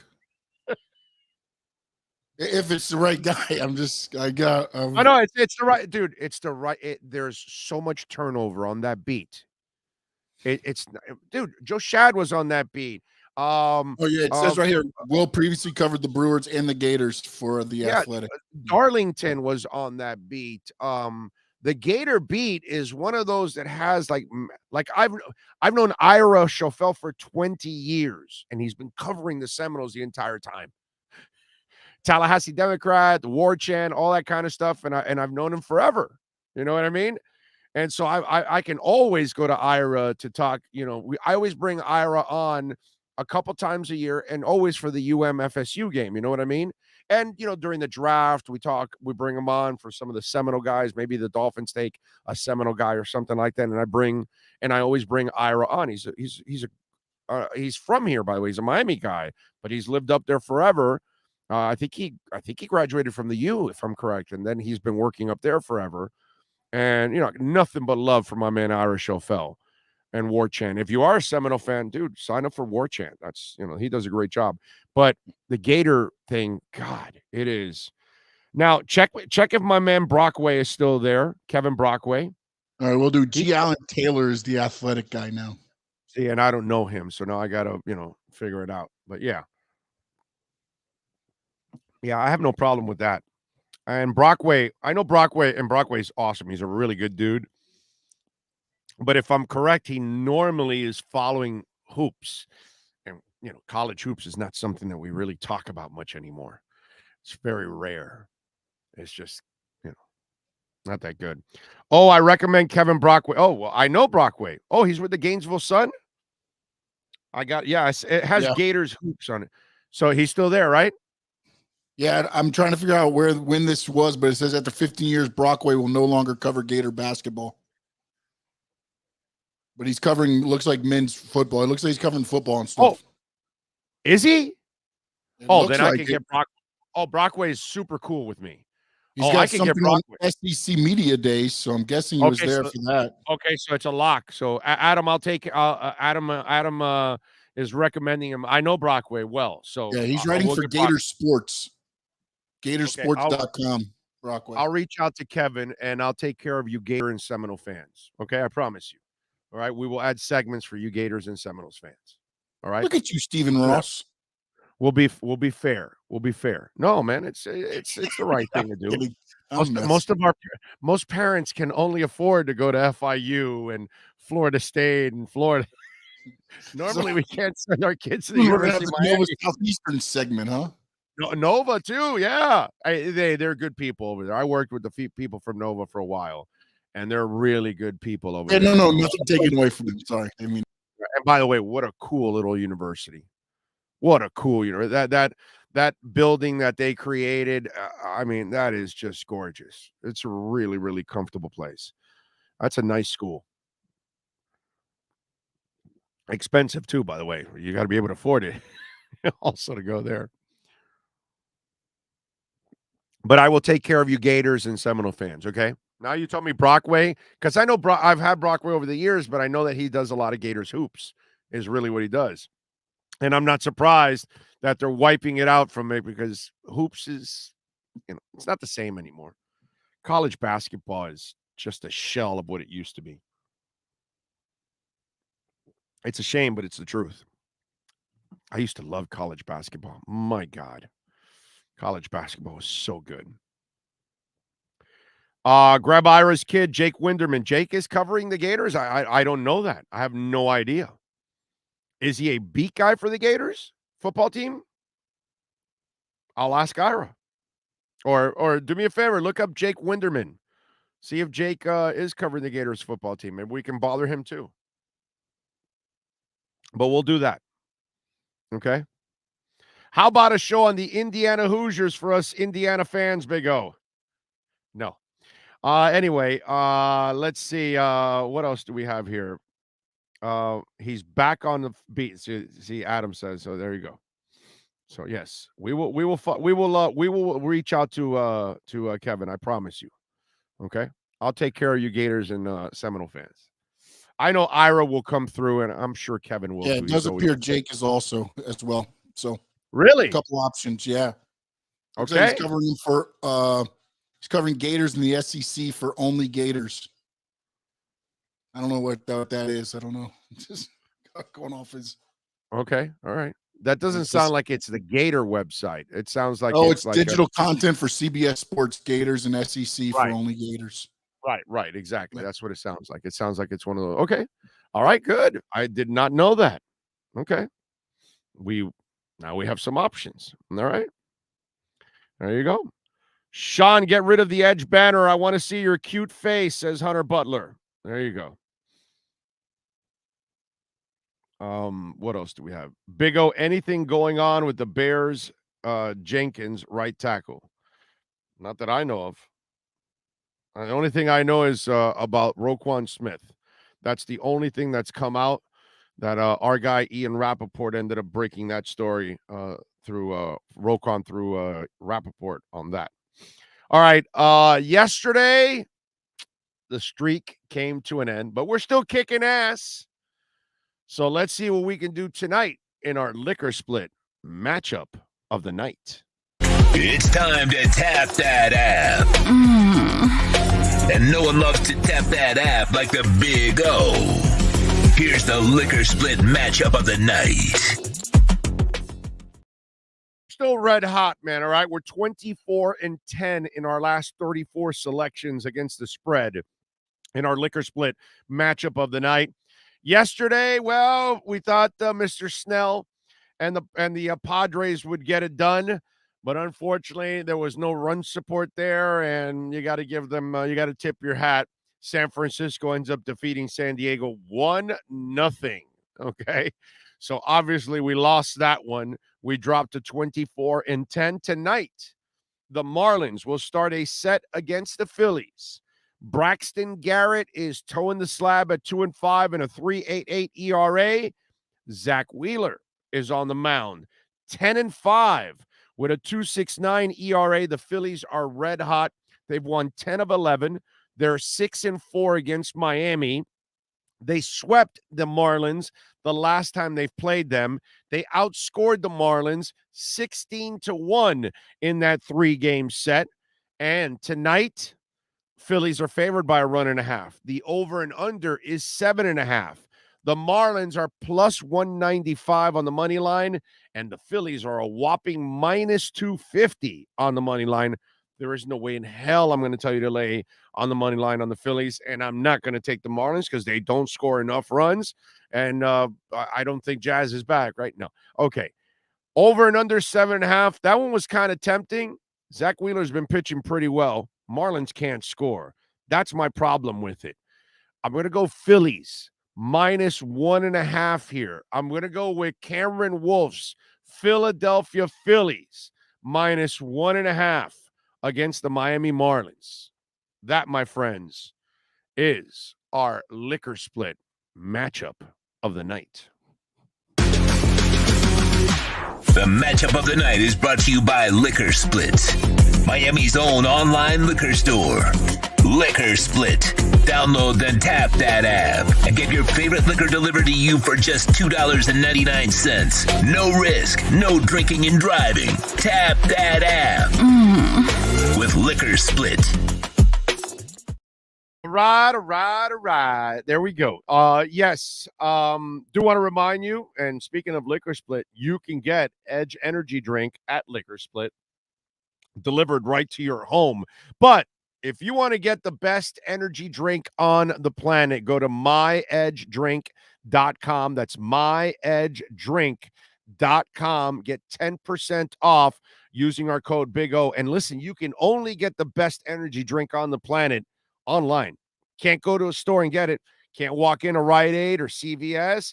Can't ride into Piggly Wiggly or Publix or Winn-Dixie or Grand Union or Pantry Pride or anything like that. Okay? No Lion King, nothing. Or Food Line, right? Food Line, no Food Line, nothing. I don't know what supermarket's close to you, but you can't get it there. You gotta go to myedgedrink.com, and we're going to give you 10% off, and it's delivered right to your home. Delicious, smooth, and when I tell you zero aftertaste, you're going to be blown away. Zero aftertaste, and it tastes freaking awesome. Edge energy drink, only 78 calories. Use our code Big O and get 10% off. All right. Big O, is Chad Pennington coaching? Pablo, it's really easy. Okay. I know that this world, and listen, I love you. You're always listening, but it's pretty simple if you just go to Google, because I have no idea. But it's like people are, like notoriously lazy. So if you go to Google, is Chad Pennington coaching? There. And there we go. And do we see anything? Is Chad Pennington coaching? There you go. So Chad Pennington, where is it at? He's at a high school in Lexington, Kentucky. Webb School of Knoxville, I think it's called. Is that it? No, not the one I have here. Oh, what is it? I have Sayre School, Sayre. That's it. Sayre's Spartans football program. There it is, Lexington, Kentucky. Whatever happened to Chad Pennington? Google's a beautiful thing. Just want you to know that, bro. It took 2 minutes or maybe a minute and a half. You can do that also. You don't have to put me to do all the work. Like you can do this also yourself, Pablo. It's really simple. I'm wondering, is there a woman with 3 tits? Google it. Not sure, but she might pop up. She might be in an Arnold Schwarzenegger movie, but I don't know. She might pop up. You know what I'm saying? How many people have 6 toes? Google it. They might give you a number there, Pablo. The stats are 4 in 10 million are born with 6 toes. You can find it all out there, bro. And there is a 3-boobed woman. And there you go. Cost her $20,000. She's a 3-boobed woman. Is her name Scaramanga? No. Okay. Do you understand what I just said? I have no idea. No, I wasn't. It is. All right, quickly on the chat board, there's 350 people here. What's the Scaramanga reference? Quickly. Deshaun Watson, they know her. Probably. She's a Florida massage therapist. There we go. George Vidal, the man with the golden gun. Nice. There you go. You never watch James Bond, the man with the golden gun? I watched one movie long time ago. The guy with the golden gun had 3 breasts, bro. He had 3 nipples. Okay. Yeah. See, now James Bond. Now Total Recall comes in for the 3 breasts. You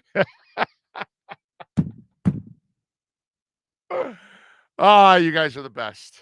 You guys are the best.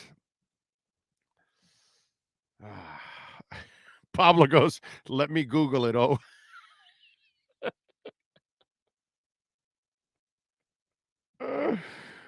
Oh, man. Big O, how long of a drive from Miami to Tampa?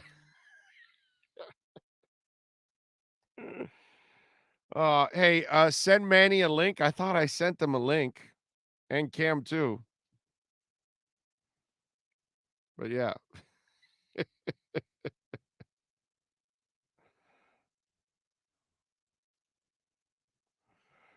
Oh, I love it.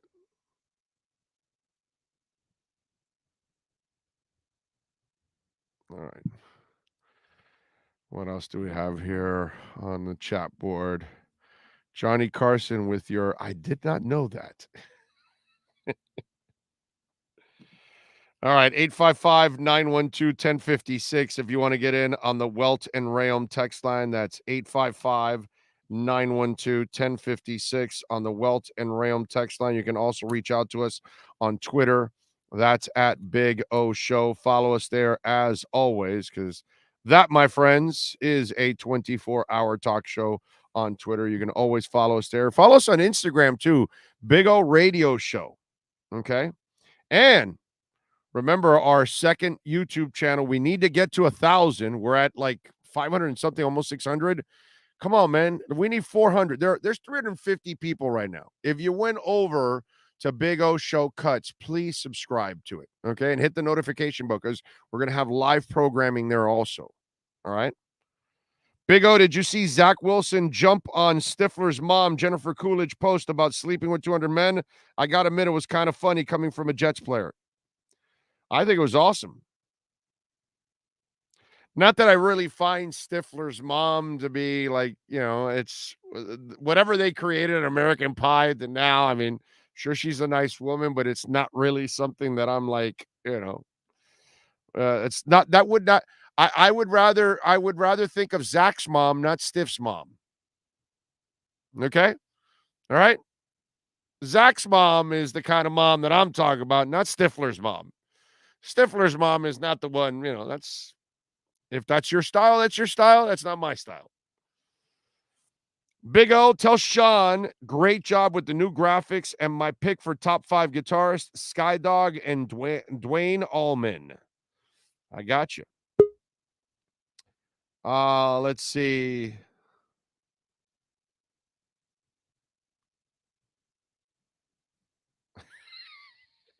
He goes, how slick is Omar? Too slick for his own good, I think. You realize what he said about Tua today, that he's waiting to see what the 2023 Tua will be like. That's when he'll know for sure. He's conceding this year, but by making that statement, he gives himself another year or not having to admit he was wrong about the kid, as well as him being able to write this negative articles. He keeps putting off the admission that he was wrong. Now we will see for sure in about a month how it will pan out, but for Omar to bring up reserving judgment until 2023 is just chicken shit, he says. I tripped out with Omar yesterday because he can't even remember what he just wrote the night before. Right? Because yesterday I caught him in the middle of his whole thing when he's talking to me, saying, well, no, I say he's the guy. And I go, well, that's not what you wrote in the article. that he's starting to look like maybe the guy you build around or something like that. There was no definition there. There was he didn't define whether there was nothing like he believed in him. And typical, that's why I always bust his ass for this. He plays both sides all the time. That's why I said he got off the bandwagon a while ago. You can't get back on again. You either take the L or take the W. Those that believe, if he succeeds, you get the W. If he fails, you take the L. And that's what will happen to me. If he succeeds, I take the W. If he fails, I take the L. But those of you out there that aren't believers, you've made your bed. Now you got to lie in it. And if he fails, you're right. But if he wins, take the goddamn L. That's it. Pretty simple. Take the L, baby. You were wrong. And guess what? We all get to be wrong a whole bunch of times. Okay? So, yes, I saw the National Convention of Therapists in Cleveland. I saw that last week. Benjamin Albright was the guy that first retweeted it and brought it to people's attention. Ben is a good dude. Really good dude. If you want to get in, 855-912-1056 on the Welt and Rayom text line. That's 855-912-1056. And they are the official law firm of our program, Welt and Rayom. If you do need a law firm that will bring the insurance companies to their knees, and they're giving you a hassle right now about homeowner property damage, condo damage, car damage, whatever is going on. You got business owner claims, commercial litigation, personal injury, criminal defense, bankruptcy. They can help you out in so many ways. Call Welt and Rayom in Hollywood, 954-966-4646. They've been bringing the insurance companies to their knees for decades. 954-966-4646. Tell them that Big O sent you, and call Jeff and Dan right now. Welt and Rayom, 954-966-4646. All right, let's switch gears. Let's talk a little Miami Hurricanes with the one and only Manny Navarro and our Canesware Miami Hurricanes report. If you're a Miami sports fan, then there's only one store to go to, and that's Canesware at Miami Fanware in Davie. They're your one-stop shop for all your inner Miami CF, Canes, Dolphins, Panthers, and Marlins merchandise. They have hats, t-shirts, game day jerseys, and so much more. Located at 2511 South University Drive in Davie, and open 24/7 online at canesware.com or innermiamiwear.com. Call them at 954-835-5597. Canesware, the spot where inner Miami and all Miami sports fans shop. The viewpoint, statements, or beliefs expressed on the following program by the host, guests, or callers are not necessarily the opinions of FantasyXS.com, Media Group Inc. ownership, management, sponsors, or website. Time for Canes fans to get what they want. Information, insight, and perspective. It's the Canesware Miami Hurricanes Report with Manny Navarro, exclusively on the Big O Radio Show. Here's Big O and insider Manny Navarro. Oye, Chico, ¿cómo estás? Doing great, man. How are you? Very good, my brother. You doing all right? Yeah, man, hanging in there. I went to practice this morning and I took off after the media availability. We got to watch about maybe 20, 25 minutes of stretching and drills. And then as soon as they get into that 11-on-11, bro, Mario kicks everybody's ass out of there. Get your ass out. Get your ass out. That's why I kind of giggled about some of these people who are putting out like, hey, these are the guys working with the first team and the second team, when clearly you have Mario's no idea. Mario's just right. he knows what he's doing, bro. He ain't showing nobody nothing. Right. Of course not. He doesn't have to. So why the hell would he? And he's certainly not going to show it to people that are going to write about it. Right. Exactly. Like, not the guys who take notes. Did you see what they did with the Dolphin depth chart? I haven't even bothered to talk about it because all he did was he threw all the veterans as starters. You know, it's like, you know, I get what you're doing, dude. You know what I'm saying? It's just like, right. All right, whatever. It's like the respect depth chart at the beginning. And, you know, like he's got Ezukama like the sixth receiver, seventh receiver. When you go out to practice, That kid's the number 3 receiver on the team right now. He's balling out that he's beating Cedric Wilson right now, one of the free agent pickups. You know what I mean? So it's just whatever, you know. It is what it is. What it is. What are you going to do? Now, I saw that the preseason edition of the USA Today coaches poll came out. Yep. And I found some interesting things. Not that Bama was 1 or Ohio State 2 or Georgia 3 or Clemson 4, although the very overrated Notre Dame at 5 is kind of deceiving. Miami is at 17, but NC State and Pittsburgh, they got more respect right now. They're at 13 and 16 in the rankings. So while we're all pumped up and I'm not putting them to win the ACC, I believe that they should win the Coastal. Well, guess what? Whether it's some maybe ACC riders or national folks, they're still thinking NC State and Pittsburgh's ahead of Miami right now. Well, I mean, these are the coaches. Oh, that this is their poll, so obviously they feel that way too, right? And you know, look, I don't know who handles it. I know there's 66 of the 130 whatever it is now FBS coaches are involved in it. And Mario Cristobal is not one of the voters, but I'm sure they usually have their PR team. They just hand it over and say, "Hey, somebody fill this out for me." Look, Texas got a first place vote. Okay, I don't know if you noticed that, but it's kind of ridiculous. Texas, I think, lost to Kansas last year, right? Wasn't it? Didn't they lose? So, yeah. They've been choking for the last 20 years, bro. I mean, since Vince Young left, that program has gone to dog shit. They haven't accomplished anything. No, they have the number 1 recruit right now. They picked up Quinn Ewers through the transfer portal, who was the number 1 recruit before, and then obviously they have Arch Manning committed now. But outside of that, yeah, you're right. They haven't done anything. And look, this is all just to generate interest and conversations to get people like us and everybody else around the country to talk about it. I will say this: there is a lot more respect for the teams in the Atlantic Division than the Coastal Division.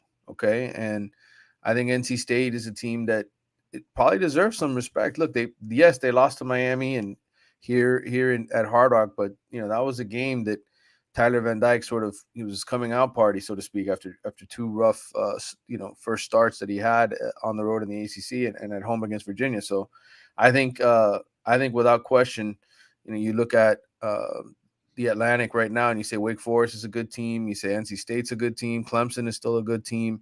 You could argue Boston College is a team that at times when they've got it together defensively, their offensive line, they always produce NFL guys. They're always a tough team. So to me, right now, if you were to say which is a tougher division between the two of them, I would without question give it to the Atlantic. That said, Miami and Pittsburgh are 2 quality teams on that side of the bracket. So look, 5 teams ranked in the ACC, that to me is the bigger headline, right? That 5 teams from the ACC kind of got some respect versus in years past when it was just Clemson. Yeah, no, you're right about that. I mean, it's just, but I that did catch my attention when I saw the respect that NC State and Pitt was getting. In your eyes, why should Pitt and NC State be ahead of Miami? Miami did beat NC State last year. And Pitt. Right. And I'm expecting them to be better this year than they were last year, because if you have better coaching, you've added some transfers. I'm not expecting the recruits to be the guys, but some of the transfers that you added, I'm expecting them to help this team out. Why shouldn't I expect you to be better than NC State now? So educate us on that. What are the coaches seeing that maybe my homer ass isn't? Well, I guess when it comes to NC State, I mean, look, first of all, Pittsburgh's the ACC defending champion. Let's start with Pittsburgh. Yes, they lost their quarterback. Yes, they lost their star receiver and their offensive coordinator. All reasons why I think Miami's better than them. But I didn't even ask you about Pitt, by the way, but go ahead. Yeah, well, I'm going to give you both because both of them were ranked ahead of Miami. Pitt, they are the defending ACC champs. Got 5 starting offensive linemen back. They've got most of their defense back. They were very good on that side of the ball, even though Miami lit their ass up in Pittsburgh. They do have some quality players on that side of the ball. NC State has Devin Leary, who's one of the better quarterbacks. He played terribly against Miami here. If you go back and you look at that game, I think it was the worst game of the year, and that was against a really bad Miami defense. So, NC State brings back a lot of what they've got. guys that were lost midseason, linebackers and so forth that are healthy now. So I think NC State's a quality team. And, if Miami plays somebody other than Clemson in the ACC title game, my money would be on NC State to be that team. So I don't have necessarily a problem. I just think, part of it too, there's a lot more riders in North Carolina, a lot more people pushing for NC State, when you go to ACC media days and so forth. So those guys always get more respect. The North Carolina teams always, to me, get more votes, et cetera, than teams outside of that Pittsburgh, area. for me, losing everything that they, especially with Pickett. I'm sorry, you just don't replace that just like that. And until they show me that they're actually the new quarterback, then okay, then I'll tell you, oh, okay, so you guys are on a roll now. Now you're doing this shit here at that school. Okay, great, I got you. But that hasn't been the case at Pittsburgh, and so Well, I do like Narduzzi as a coach. I think Narduzzi's a good coach. But that's a lot those are big shoes to fill. No, there's no question. And badass on the college level, bro. Yeah. Well, Slovis, who they picked up from USC, was a quality starter for USC for a couple of years, and he's an experienced guy. So it's not like they have to go with some true freshman and throw some young guy out there that hasn't played. Slovis is at least experienced. The coordinator, Signetti, that they picked up is an experienced coach as well, not some newbie. So I mean, to me, of all the teams in the Coastal, Pittsburgh, without a doubt, is the biggest challenge. I know Mac Brown has owned Miami's ass since Manny Diaz was here, and since he came back to North Carolina. But I don't know. That was a game Miami should have won last year in Chapel Hill if Tyler Van Dyke comes out throwing darts like he did in the second half. All right. I mean, I don't know. Was it fair to ask you? At Dolphins camp, we literally see them practice. Yeah. We literally see them do things. You know what I mean? So I'm going to be completely honest with you. What I tell you? Tell me what's going on behind the scenes. I mean, what yeah, I could give you some of that. Is there anything we could be excited about? Anything we have to be disappointed about? Tell me. Look, obviously the only concern is Zion Nelson at this point, in terms of an injury front. Like, that to me is a storyline. It's when does he come back to practice? Right now, they're not even practicing in full pads. They're still in, they just put on shoulder pads yesterday. So they're practicing in shoulder pads now with helmets. Before that, it was shorts and shells. I'm not going to BS you here. I give it to you straight, brother. You know that. There's not, first of all, I know all these writers, I was one of them before at the Herald. You have to produce content every single day, right? You gotta come up with something. I don't know how they're doing it because you're not watching anything of substance, and there's no injuries. There's no guys to report on that are hurt besides Zion Nelson. So that's why I asked you the way I asked you, because it's just not fair. Yeah, I think listeners and readers have to know that, right? To me, people have to say, hey, listen, it's not like there's really a whole lot going on yet. Here's what I would tell you. Miami's implementing their offense, what's left of the playbook, okay, what Josh Gaddis has to put in. 2 weeks in, I would say not this coming Friday, but the one after, we'll start to get a little bit more clarity. They'll have practiced in pads multiple times. We'll hear coaches to speak a little bit more educated as far as what they're thinking. With Zion Nelson out, right now they're shifting guys around on the offensive line, which is something that they do anyway. Alex Mirabal, he's much more of a guy who doesn't care where guys line up. He's just going to go with the best five, right? That was his philosophy at Marshall and FIU and Oregon, and working with Mario. As far as that chemistry and all that kind of stuff, Jalen Rivers told me he's not worried. All these guys have been working together all summer. Zion Nelson isn't there. When he comes back, everybody will shuffle back to their other positions. Like, you have Jalen Rivers working some at left tackle. You have John Campbell, who is super talented, that every coach was raving about. He's back. Those two guys weren't around for the spring. So right now they're all working in there. And then on the defensive side of the ball, you're going to rotate everybody on the defensive line anyway.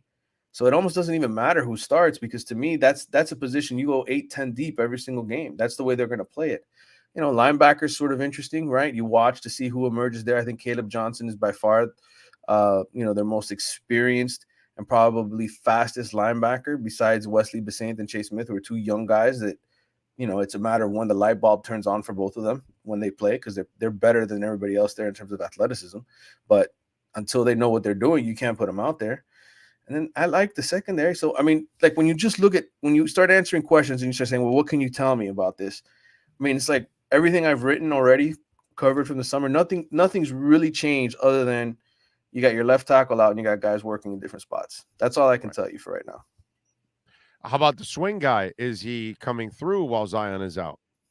Yeah, I think John Campbell and Jalen Rivers are more than capable of being a starting left tackle in college. Like I don't have any, like, if he's not ready, if Zion's not ready for the opener because he gets back to camp too late and they're like, let's put somebody else against Bethune-Cookman to start, I'm not worried. I think they're probably 7 deep on the offensive line. I think the Logan Sagapolu kid from Oregon, he could start at one of the guard spots. DJ Scaife is a swing guy. You can put him tackle or guard. Like, I just think, the one interesting thing I learned from Mirabal is the change in their blocking scheme. I don't want to go too deep inside football, but I talked about this on one of my last podcasts, for the Athletic on Wide Right.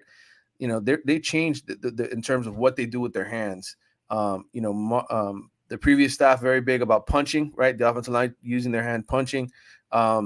Mirabal is get the hands up inside the shoulder pads and push up and lift guys.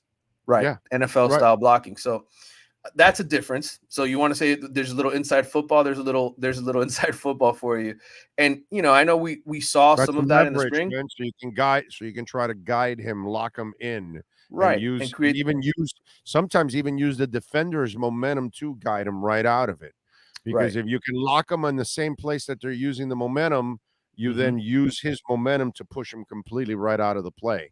And that's what good linemen can do. So, yeah, I like that one. I mean, but he's had success everywhere he's gone, dude. Usually his lines can block. And plus, Cristobal knows line. We've talked about this before, whether it's you or other guys. Your head coach, usually wherever he coached that part of the game is going to end up being one of the strong suits of your game. And when you go back to look at Oregon, they could always run the ball, bro. Yeah. Always run the ball. And that's because they had linemen there, because they've got Mario there. And I'm expecting that to happen here. I'm not saying right away that the immediate transition, because those guys aren't going to have all their kind of players in yet.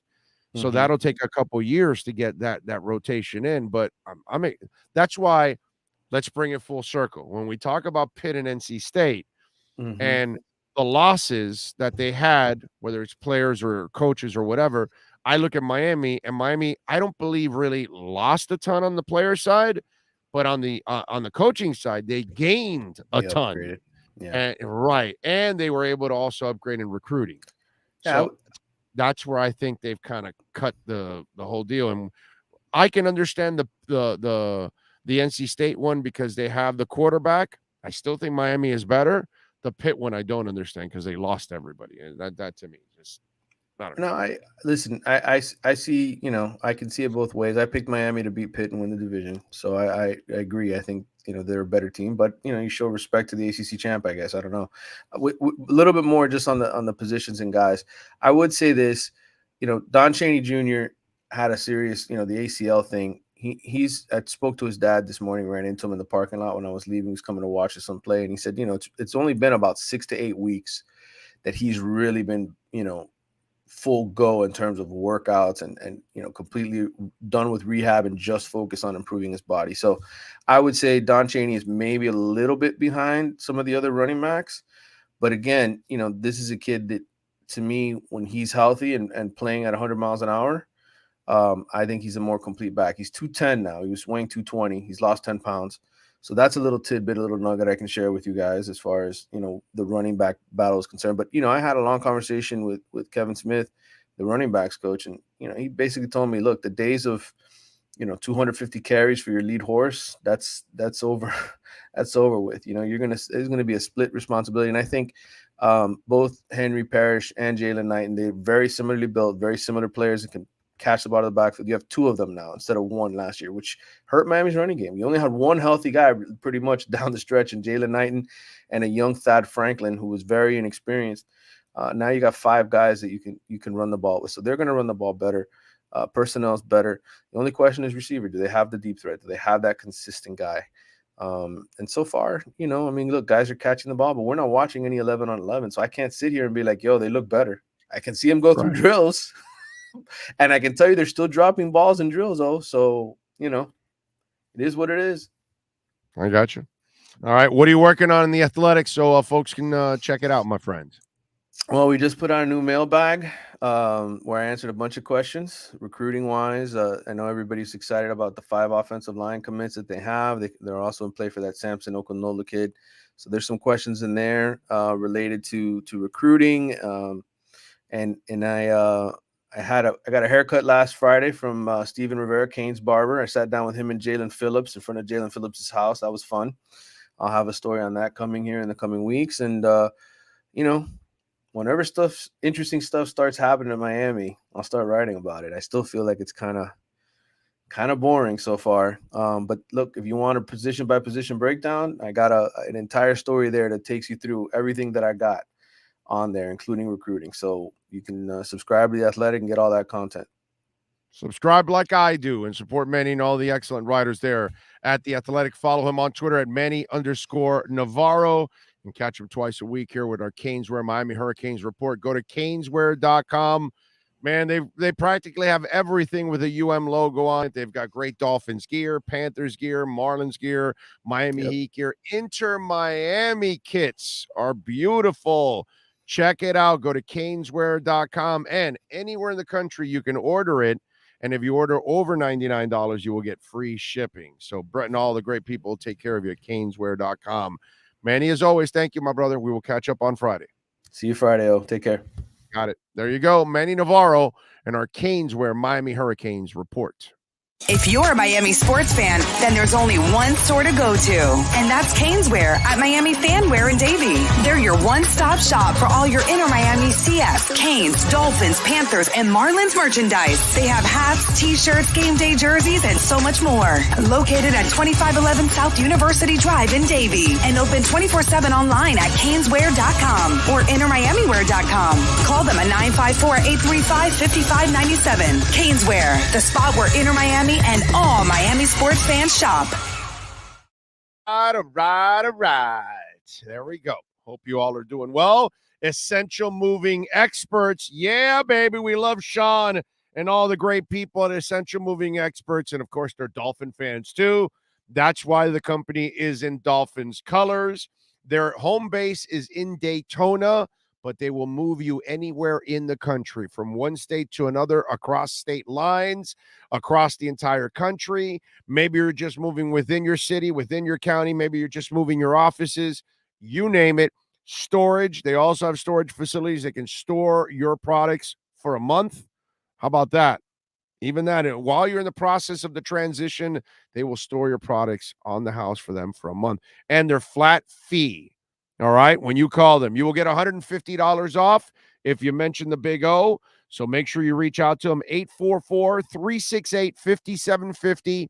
That's 844-368-5750. Moving was never so easy. EssentialMovingExperts.com. Tell them that Big O sent you and move, baby. Move something. And going back to Manny's conversation, I saw that the USA Today coaches poll, the preseason edition, and you can't argue with Bama, Ohio State, can't argue with Georgia, Clemson, Notre Dame. For me, it's just, I just feel like they're always overrated, and they've been overrated forever, dude. Whatever. It is what it is. They're number 5. NC State's 13. Pitt 16 and Miami 17.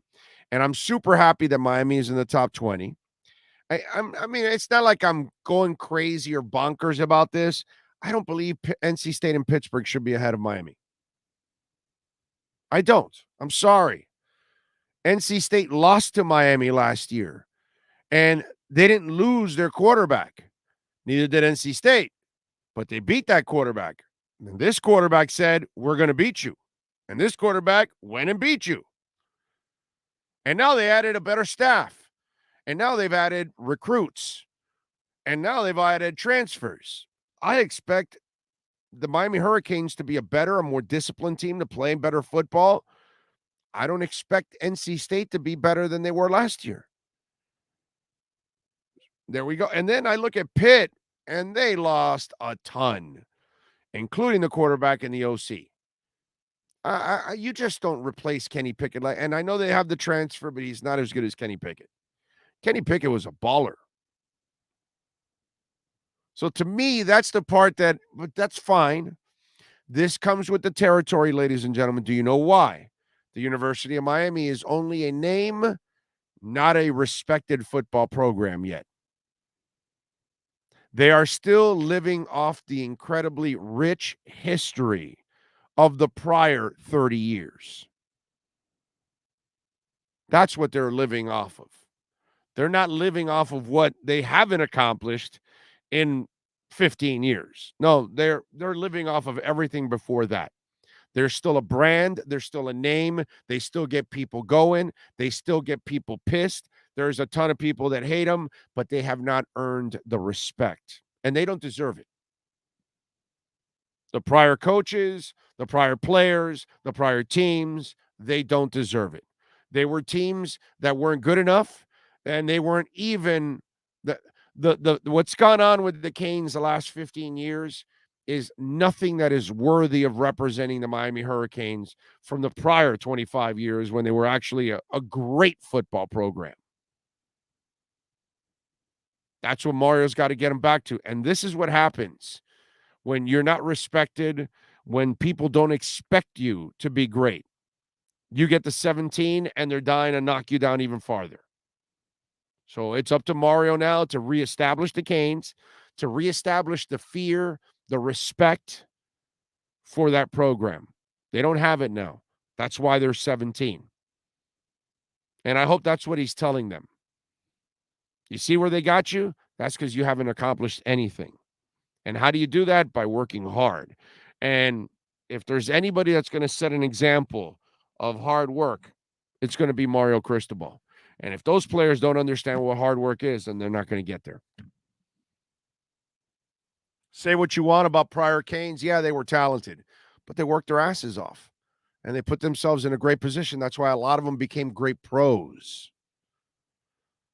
Okay? That's why you had a lot of success here over the years. That's why there was 5 titles won, because the players that went through there were special. They were willing to sacrifice. They were willing to work. They were willing to play through, some pain, some discomfort, maybe even injuries.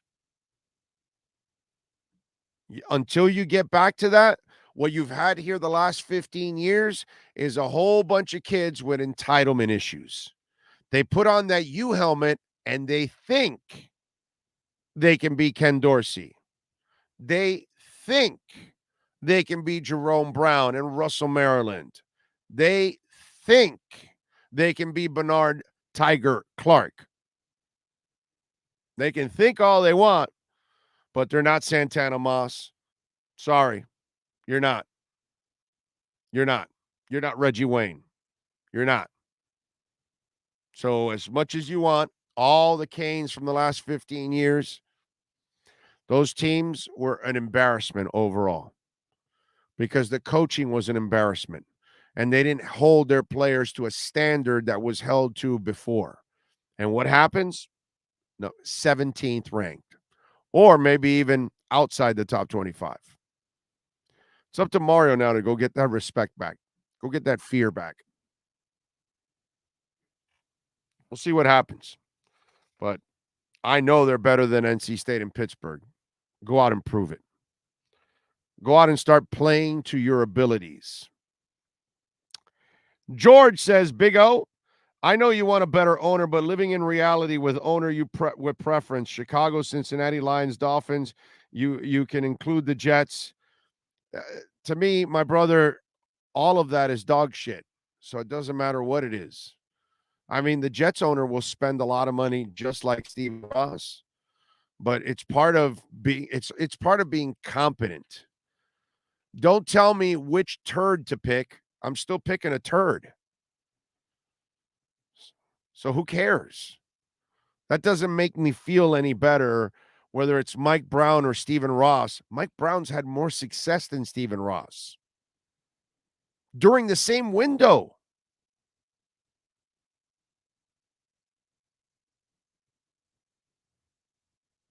I'm not sure if you knew that. but they've had more success. Lions haven't. Chicago hasn't. Although, wait a minute. Maybe sexy Rex Grossman made it to the Super Bowl in the last 13 years. Can you look at it for me there? Look it up. Did the Bears make the Super Bowl with sexy Rex Grossman within the last 13 years? Because that's what Stephen Ross has owned the team. He has owned it for 13. I think so. I think sexy Rex Grossman the Bears were in the Super Bowl within the last 13 years. I want to say. So before you even put that list out, be careful, George. Mike sorry-ass, cheap-ass Brown has made the playoffs more times in 13 years and now the Super Bowl than Stephen Ross. It was actually 15 years ago in 2007. Okay. All right. Just a little bit outside. Just a little bit out the window. Just a bit outside. You're still making me pick a turd. Thanks for a bouquet of turds. Robert from Denver, Bears made the Super Bowl in 2000 with Sexy Rex. No. Sean got it right. It's 15 years ago, not 22. That was the Super Bowl Urlacher played in against the Colts, I believe. Yes, sir. Big O in practice open to the media this week. Yes, in Tampa. Yes, they are. They do have the practices open to the meteors. We'll watch the ones here against Philadelphia. We'll be at those. Okay. But thanks for allowing me to pick a turd, because it's great to select turds. Sorry if you already covered it. Durant's ultimatum. Brian, I have not covered it. We have not talked about it. Why don't we do that to start off our number 3 of the program? And that's next, right here on the Big O Radio Show.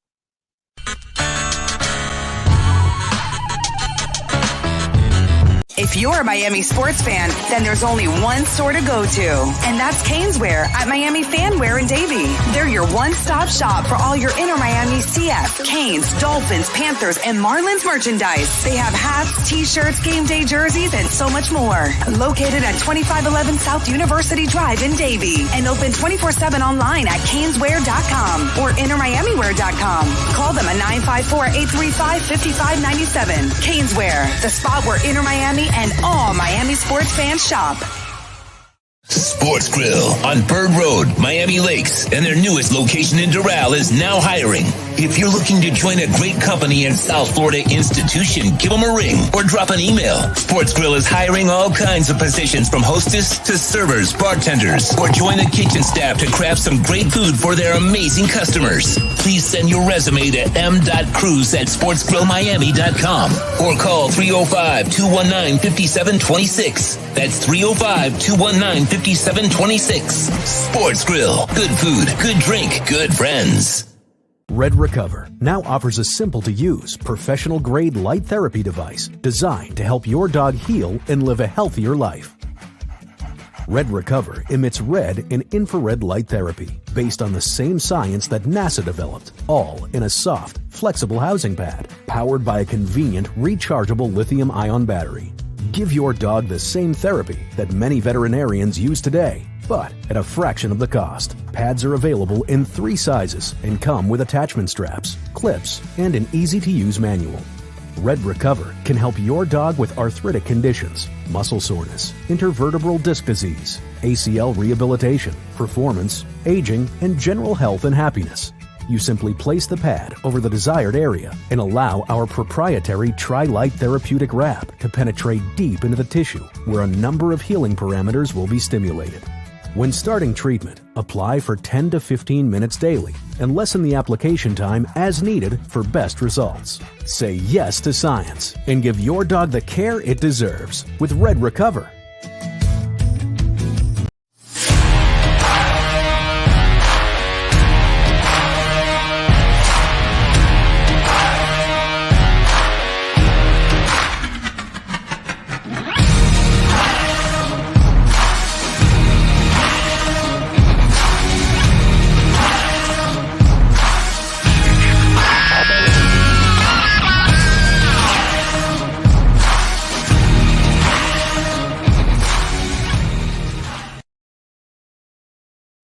following statements or beliefs expressed on the following program by the host, guests, or callers are not necessarily the opinions of FantasyXS.com, Media Group Inc. ownership, management, sponsors, or website. When it comes to South Florida sports teams, very few in the media have witnessed, lived, and covered it like the Big O. Let's start the program dedicated to your favorite South Florida teams with a passion that's unmatched. The Big O Radio Show is on. Here's the Big O. It's hour number 3 of the program. Sean Stanley mastering it every second of every single day. We got the C-Man also helping us out, putting it all together. Hope you all are doing well out there. As always, thank you. You were asking me about Kevin Durant's ultimatum, and I thought that was pretty interesting. And I tell you this because, I'm really concerned that I don't think that the Heat can compete with the Boston Celtics for Kevin Durant's services. They have the better package. Miami's also not willing to offer Bam, so that's going to hurt them in trying to compete for a package.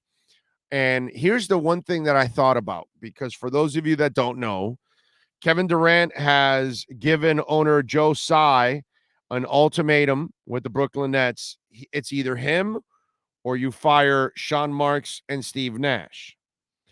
Sean Marks hasn't done a bad job, but Steve Nash is absolutely terrible. The problem that you have as an owner is that your players are only there for a couple of years, and you really can't have them running the team. That really does not work out normally. Plus, he's 34. He's at the end of his run. He's on his final deal. And you need to deal with the now and the future. That's how you've got to look at things. So, the real question is, how committed is he to Steve Nash and Sean Marks? And also, what kind of a look is this? Because you're also going to look pretty weak as an organization if you just give in to the player. You're paid to own, you're paid to manage, you're paid to scout, you're paid to, whatever, coach. Everybody has a role, and not everybody can do all the jobs. So you really can't have a player that all of a sudden wants to control who's the coach, who's the general manager, and who comes onto the basketball team or not. That's not going to work out. In fact, Kevin Durant already had his shot at being a general manager. Kyrie Irving. How's that sound? So did that sound like a sound plan from the get-go? No. How did it work out? Exactly like what we just said. It wasn't a sound plan. Why? Because you counted on somebody that you cannot count on, named Kyrie Irving. That's the problem. So Kevin Durant already had his go around to be a general manager. He told Sean Marks, Steve Nash, and Joe Tsai, well, not Steve Nash, but those guys, hey, yeah, no, we're coming as a package deal. I think you've had enough with Kevin Durant. I'm not a Steve Nash guy, and it's not like Sean Marks has won any championships, but, Kevin Durant, the only time he won was when he joined a championship caliber team. It wasn't like he's there creating championship caliber teams. No, he joined one. And so Kevin Durant is a great player who needs to be along for the ride. His petulant ass isn't one to be running a basketball team, which is a sign for the Miami Heat, right? That's also another thing, right? When you're making this trade for Kevin Durant, if you would make a trade for Kevin Durant, which I don't think they have the inside track, but let's just play the bullshit hypothetical that they have a chance at Kevin Durant. Well, what do you think that conversation is going to be like early on? You think maybe Kevin's agent's also saying, Kevin, you do know that you're going there. You will play with them and for them. You don't tell them what to do. Just saying. So if Kevin thinks that he's going to come here and dictate what he wants to do, that's not going to happen either. The inmates don't run the asylum here. That might be in other places, but not here. That's the way it goes. Okay? That's the way it is. And I don't know with this whole Kevin Durant thing. You got to remember he's also the burner phone guy. He's also Mr. Sensitive, can't handle somebody else's opinion. This is the guy that is also going to try to manipulate situations. And again, the only time he ever had success was a situation he couldn't manipulate. And that's because the inmates don't run the asylum in Golden State either.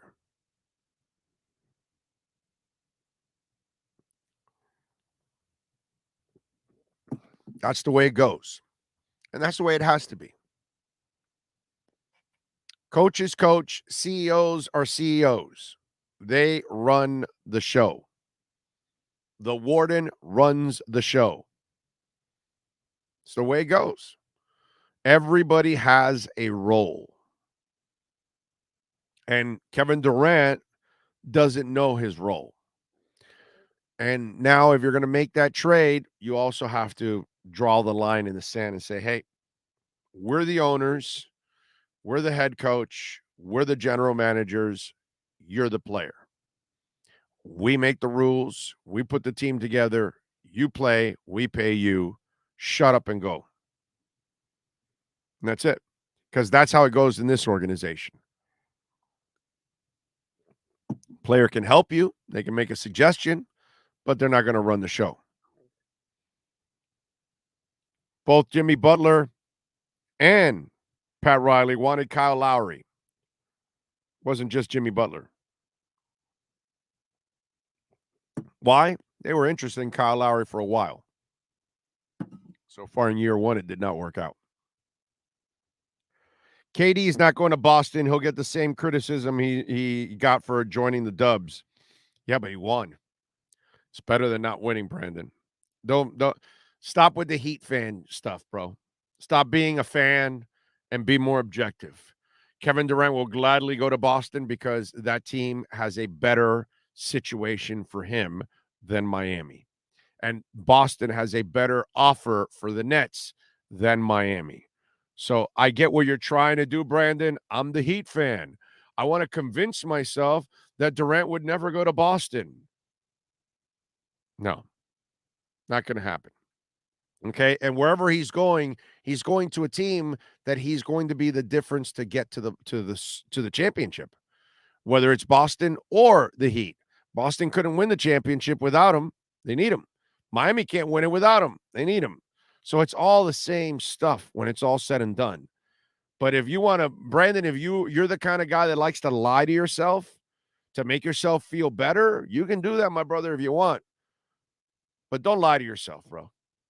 Boston's ahead of Miami. They're a better franchise than Miami right now. They have a better offer on the table than Miami. Miami doesn't want to part ways with Bam. If they're not parting ways with Bam, then they're not getting Kevin Durant. They have no shot at getting Kevin Durant. That's the reality, Brandon. So don't lie to yourself, my brother. It doesn't get you anywhere. All it does is you're going to disappoint yourself.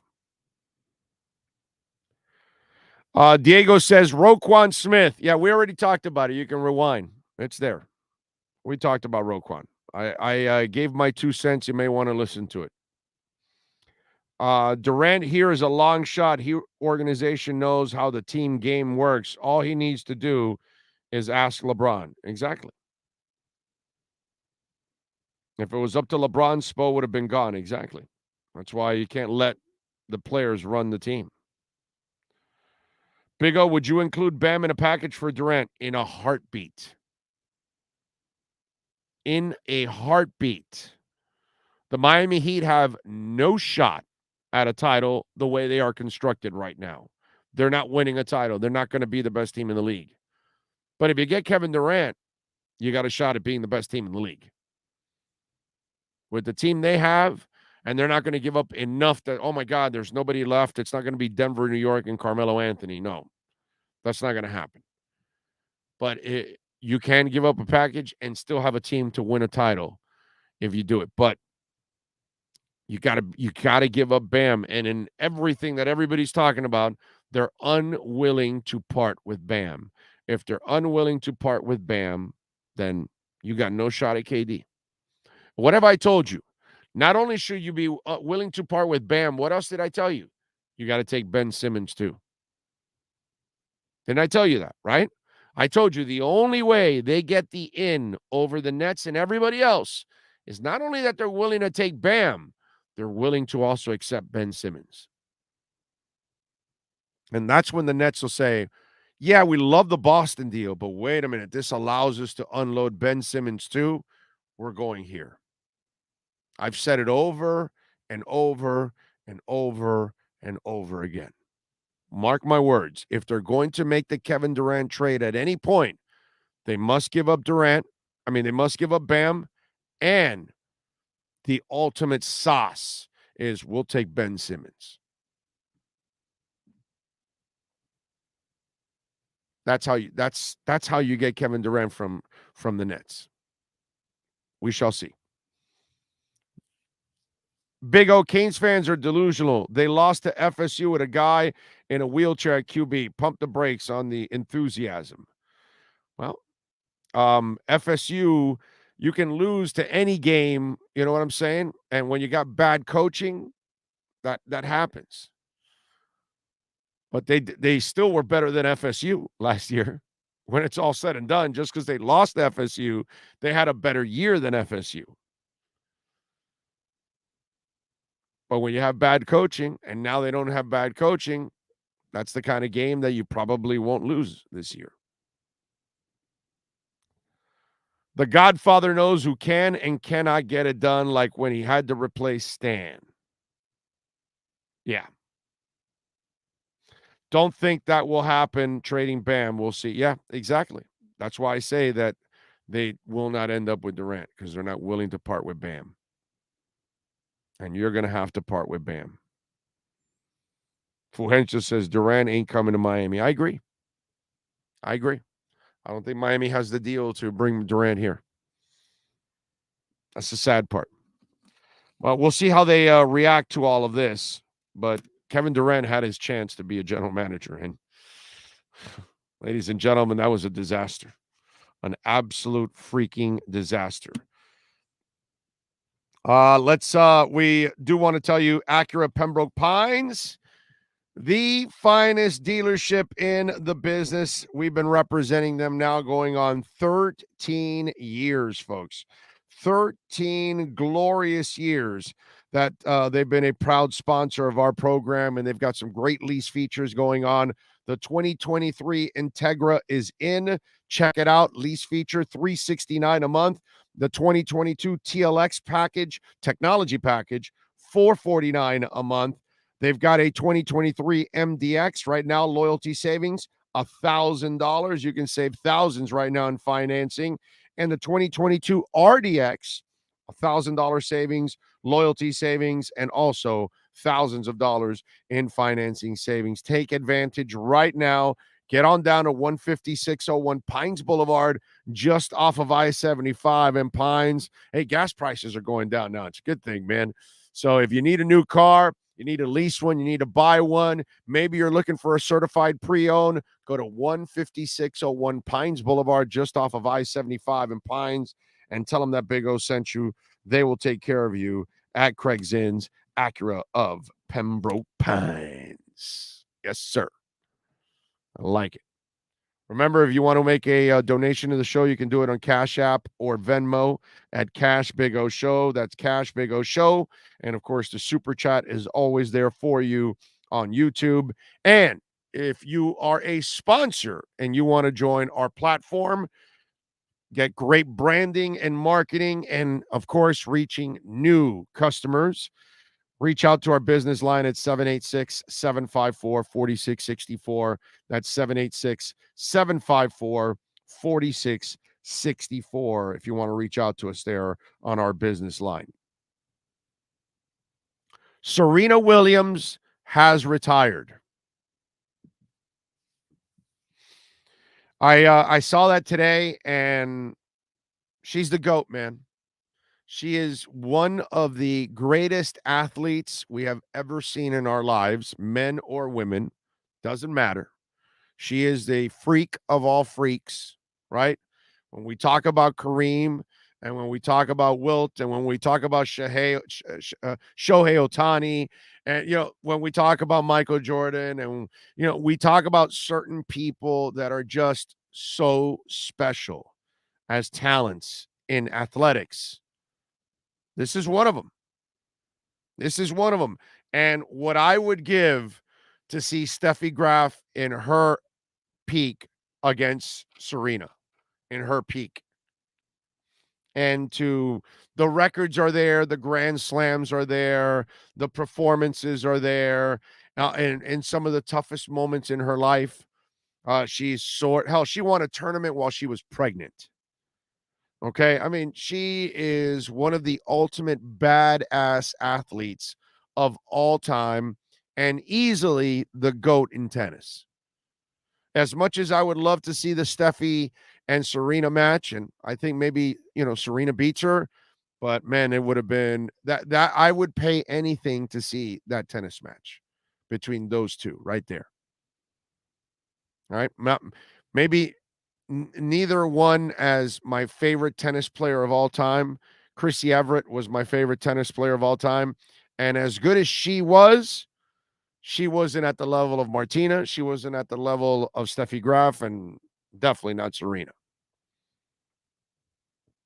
And for Serena, not only was it grace, not only was it an absolute freak of an athlete, but the beauty was also on the court too. Because we've had, like I mentioned, the Chrissy Everetts of the world, who were the cuties, the Gabriella Sabatinis, who were beautiful. Serena Williams had her day with that cat suit. She had a moment too in time where she could be considered, the sex symbol that some of them were at the same time. She had it all, man. She had it all. And those of us, you watched her in that last tournament, and you can tell she was still hanging on, trying to be what she was. And I've watched it with Sugar Ray Leonard. I've watched it with Muhammad Ali. I've watched it with Joe Namath. I've watched it with Dan Marino. You get to a point where you see the athlete can no longer do what the standard that they set. And Serena could no longer play at her standard. She could not be in physically the shape she used to be in. Obviously she became a bigger woman, down the stretch. And so she had to carry more weight. And to be as great as she was, she had to go the other way. She had to try to lose weight as much as she could to gain the flexibility and mobility, but it's so hard. It is just impossible. As you get older, to stay in that kind of elite shape is crazy. And then all that does is create what? Injuries. And you know what? It's better for her to walk away and be remembered for all the great accomplishments and the great tennis than to hang on for a couple of years and play mediocre tennis. Jimmy Connors kind of did that too. Jimmy Connors hung on a little too long also. And it was one of those where he almost became the Shale Sonnen, or is it Shale Sonnen or Kale Sonnen, or what's the name? Shale or Kale? Shale. Kale. What is it? Tomato. Kale Sonnen. Kale Sonnen. Now, there you go. He almost became the Kale Sonnen of the sport. Because Jimmy was no longer dominating on the tennis court or anything like that.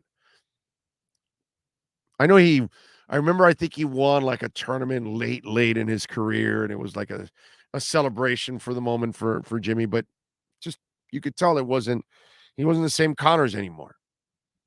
And you don't want to be that athlete that you're still hanging on because you want to try to hang on to something that no longer is there.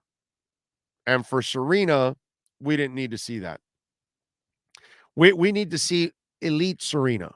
We don't need to see older Serena, breaking down, because she was starting to break down, not in the same shape she used to be in. We know she's way better than this.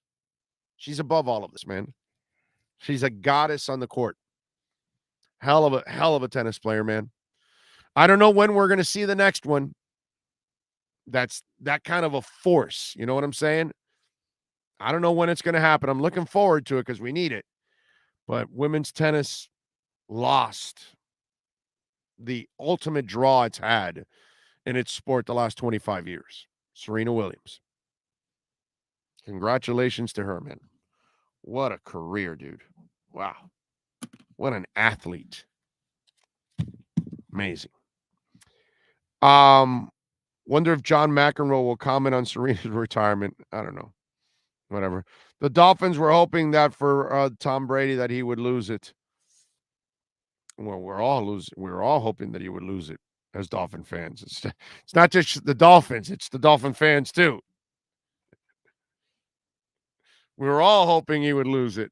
I never thought he had lost it yet. It's one of those where, and you saw the report, was it yesterday, the day before? Somebody said that he's throwing it harder than he's ever thrown or something, that his arm looks stronger than it's ever looked or something like that. I'm like, this avocado ice cream eating dude is just, it's like Shea Ohtani, man. I mean, I never thought you'd see a guy that could be a dominant pitcher and a dominant hitter. Get the hell out of here, dude. Seriously? So what's next? The guy that pitches with his left and right arm? So what, like every other day he's going to pitch?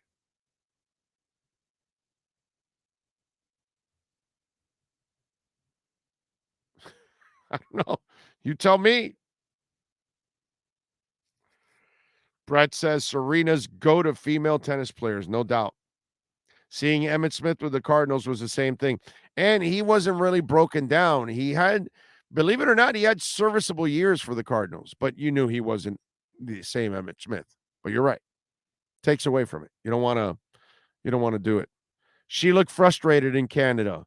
Yeah, man, because it's great players get frustrated that they can't do what they used to do.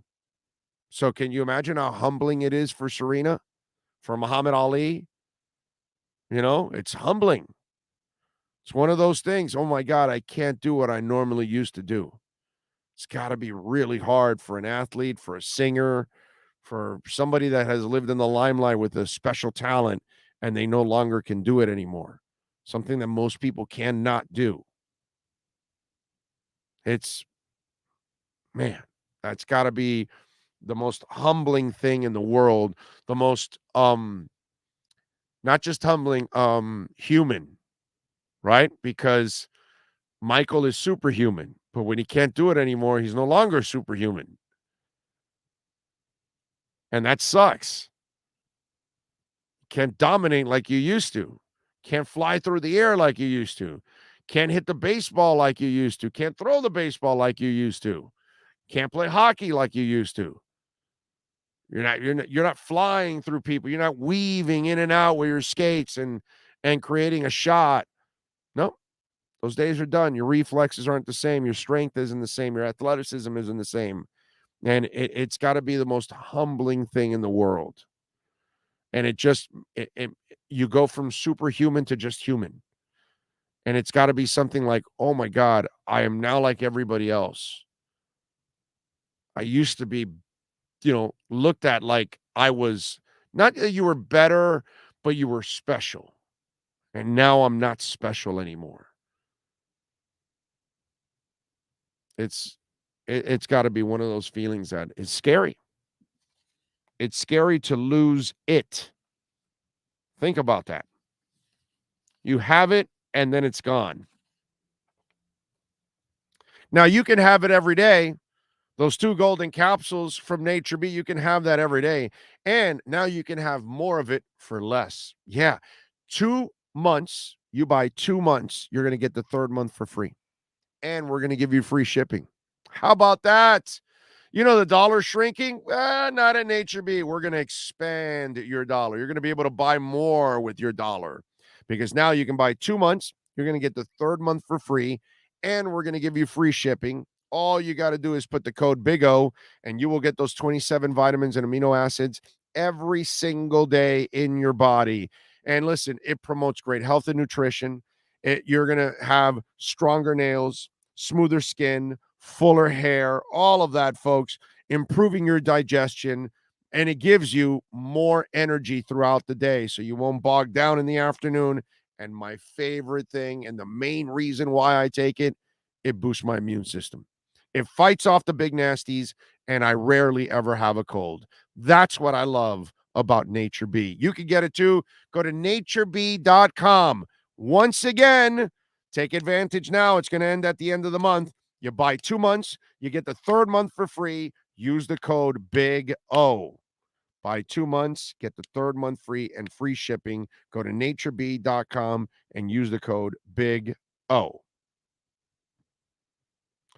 All right. Let's see what else. Any feedback on Devontae Dedmon on the roster, who's a kick punt returner, stud in the CFL with Ottawa? So far, I have not seen anything from him, but maybe we'll see something against the Bucks on Saturday.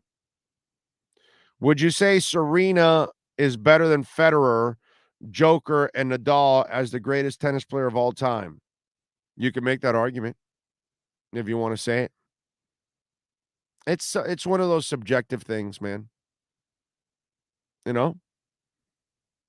But, I mean, Joker may end up going down as the greatest ever, right? He's still young enough. He can probably catch up to Federer. We'll see. But, I mean, Serena's in that conversation with Pete Sampras, with all of the great tennis players. She's right. And Steffi should be in that conversation. Steffi Graf was just awesome, dude. Awesome. And she was ahead of her time with training like no other. She would go with today's tennis game. She could easily flow with today's tennis game. She was that strong, that athletic. Big O, are we going to start covering cricket here? LOL, just kidding. Want to make you laugh. Thank you, my brother. When is the joint practice today? Well, Brave Sam, I think the joint practice is when you roll one. All right. So what you do is take out the stems, take out the seeds, roll it up, and then, call a couple friends over and you can have a joint practice.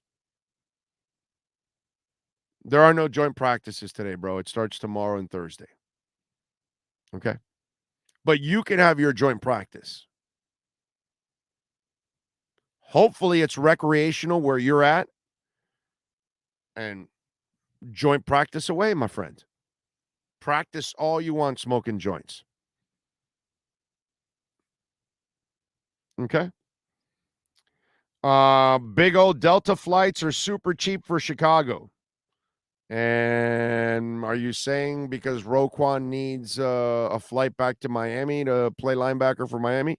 Oh, Jerome Baker's flight will be cheap to Chicago. I got you. Okay. I got you. I'm just saying. Jerome Baker at a 4th rounder for Roquan Smith. Let's do it. Let's go. Let's go. We'll give Roquan the new deal. Come on out. Come on down. You're the next contestant on the Dolphins are kicking ass. Let's do that. Bitcoin, by the way, little dip today. It's nothing. We're still stuck in between 23 and 24. Nothing has changed, really. Nothing's changed. Nothing's changed. Oh, I still love you. Oh, I still love you. Only slightly less than I used to, my love. Anyway, so yes. Hey, Bitcoin still. Yes, sir. Yes, sir. Sorry. Mekhi Becton, it was an avulsion fracture of the right kneecap. And the expectation is he's out for the year, but they're going to do the second opinion tomorrow. Got pushed back again. His second opinion will be, yeah, you're ugly. We confirmed the first opinion. You're ugly. That's kind of what happened to me. I went to get a second opinion. They said, "Oh, you're ugly," and I was like, "So yeah, that might be the one." I don't like those second opinions. If Makai ends up with that one, it's not fun. I got that second opinion myself. Oh, you need one? Yeah. Oh, you're ugly, and I was like, "Damn, dude." And then also, Zach Wilson was sacked 8 times today during practice. Just keep you updated on the Jets' offensive line. Okay. How many times did he sack his mom's best friend? 855-912-1056. That's 855-912-1056. I'll be here all day. Big O, did you ever see Elvis in the movies? Trying to watch it, haven't yet. Might this week. Oh, no, I have not seen the new Elvis. I have not seen it yet. All right. Big O digging out the Rodney jokes. That's me. I get no respect. What can I tell you? Big O, would you trade Preston and Bowden a 4th-round pick for Kareem Hunt?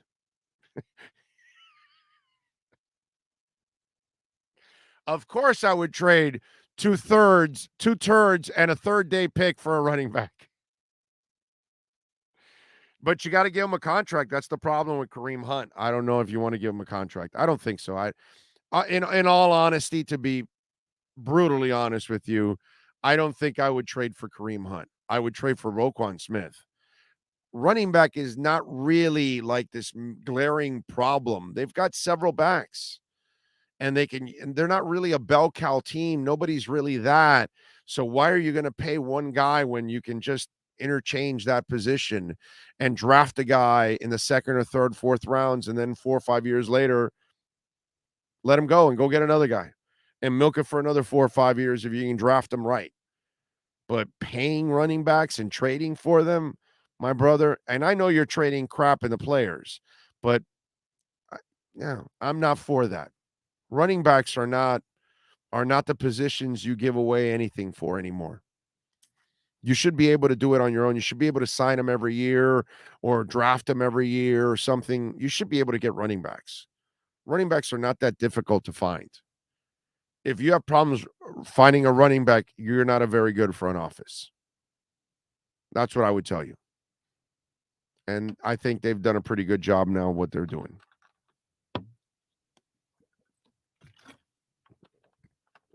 All right, let's take a quick break. Hopefully when we come back, we'll be joined by Cameron Wolf. Give me a couple minutes, and the Wolfmeister will be back. We will unleash the Wolf Pack right here on the Big O Radio Show.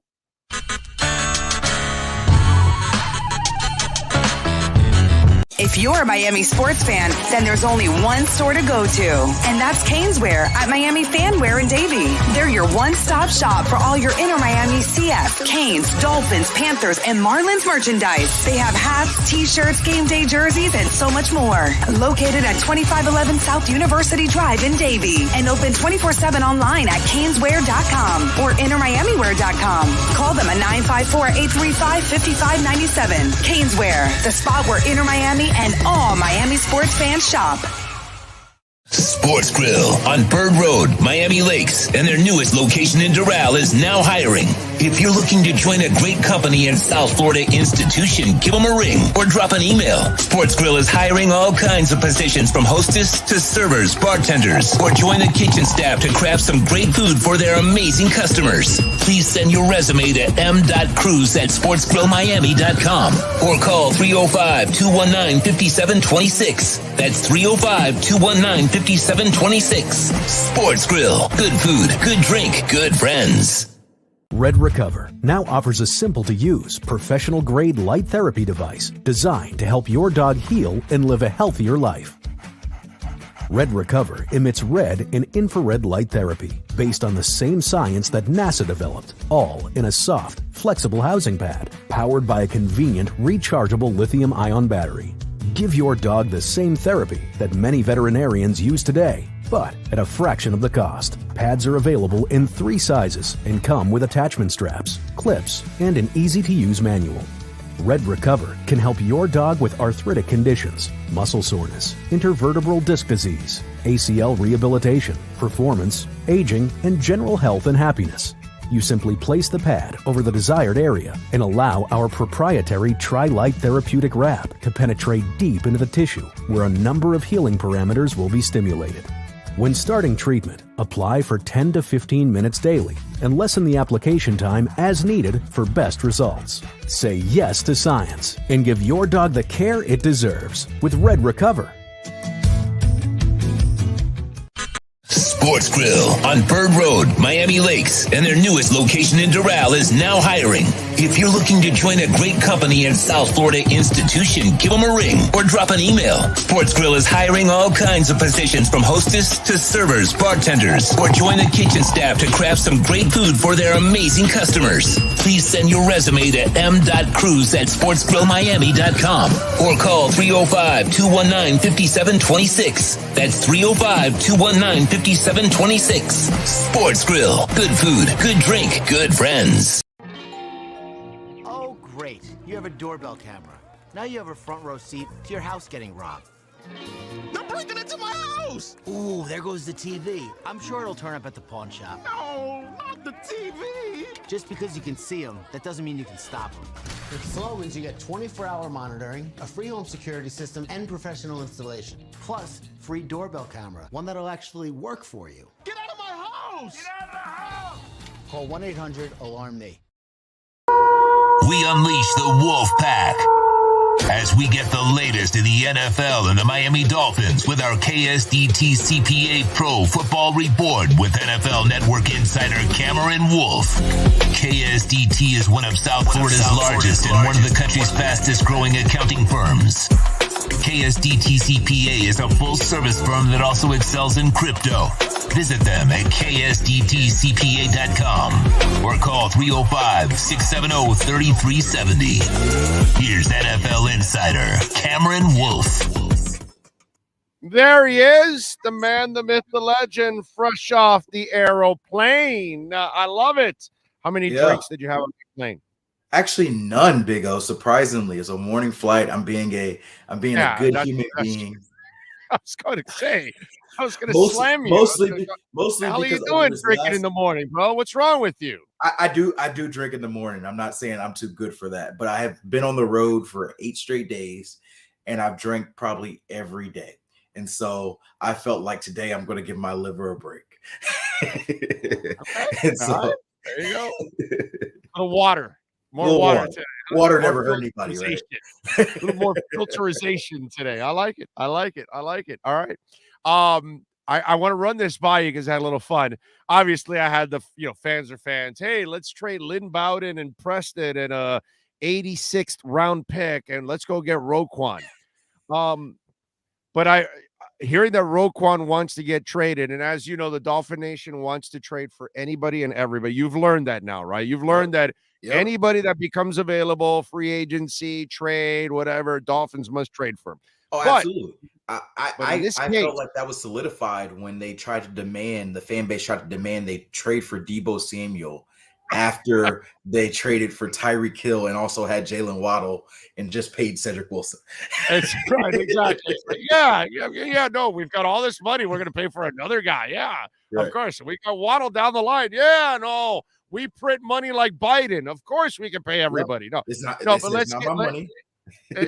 In all seriousness, Jerome Baker in a 4th rounder, cheap ass Bears.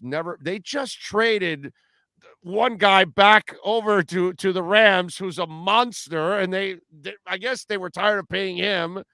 Wasn't that place linebacker home or something back in the day with the Bears? Yeah, anyway, Urlacher and Briggs and no, I mean it goes on from all the way back to Butkus and stuff, and all the way through Ditka's time and all those guys and Anderson, all these guys that they had at linebacker for many years. Now, hell, there's one of their linebackers is the coach for Washington, bro. Right. I mean, you know what I'm saying? So, I mean, it's rich, the history of linebackers on that damn team. But now all of a sudden, they don't seem to be wanting to keep their linebackers around. And so you want to go a little bit cheaper. Well, you know what? This guy's under contract. You want to improve at the linebacker spot. Chicago both play the weak side. Now all of a sudden they get their guy signed for a couple of years in Jerome Baker. Miami improves with Roquan. What do you think about that? Or is the fourth rounder too low? Do you have to spice it up to the third or possibly? I think the second's a little too much, but yeah. So it's interesting because I'm not sure what his trade value is going to be. It's tough for a player who plays he's a good player, but he plays a non-premium position. He plays a non-premium position, and he's going to he wants money. And he wants premium money, right? So the top of the linebacker market, you're looking at $17-18 million a year, and clearly his issue with the Bears offer is that it was backloaded and it didn't have a lot of guarantees. And so if he gets traded elsewhere, he's going to want to have a lot of guarantees, a lot of upfront money with there. And so obviously the Dolphins already put a bunch of capital into Tyreek Hill, into Teron Armstead. They lost the 2 draft picks for Stephen Ross. And so you have to ask yourself, is this the premium move? Like, I think you make this move if you feel like you're a Roquan Smith away from a championship.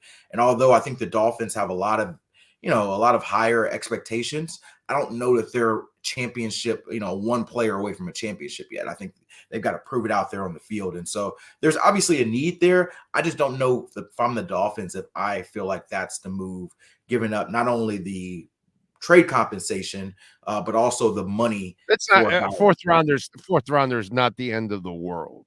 Because true. The problem is with the Bears. The problem with the Bears, and you understand this, Joe Fan at times doesn't understand this.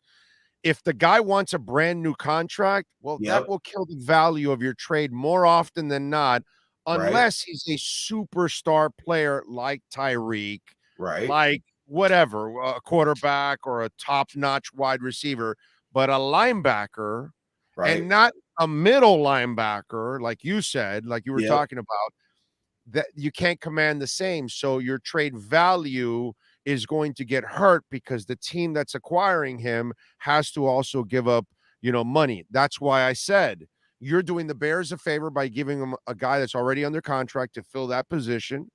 You give them a fourth rounder, but you also have to give Roquan a new deal. And I'm looking at Baker's deal right now. His base salary is 6.5.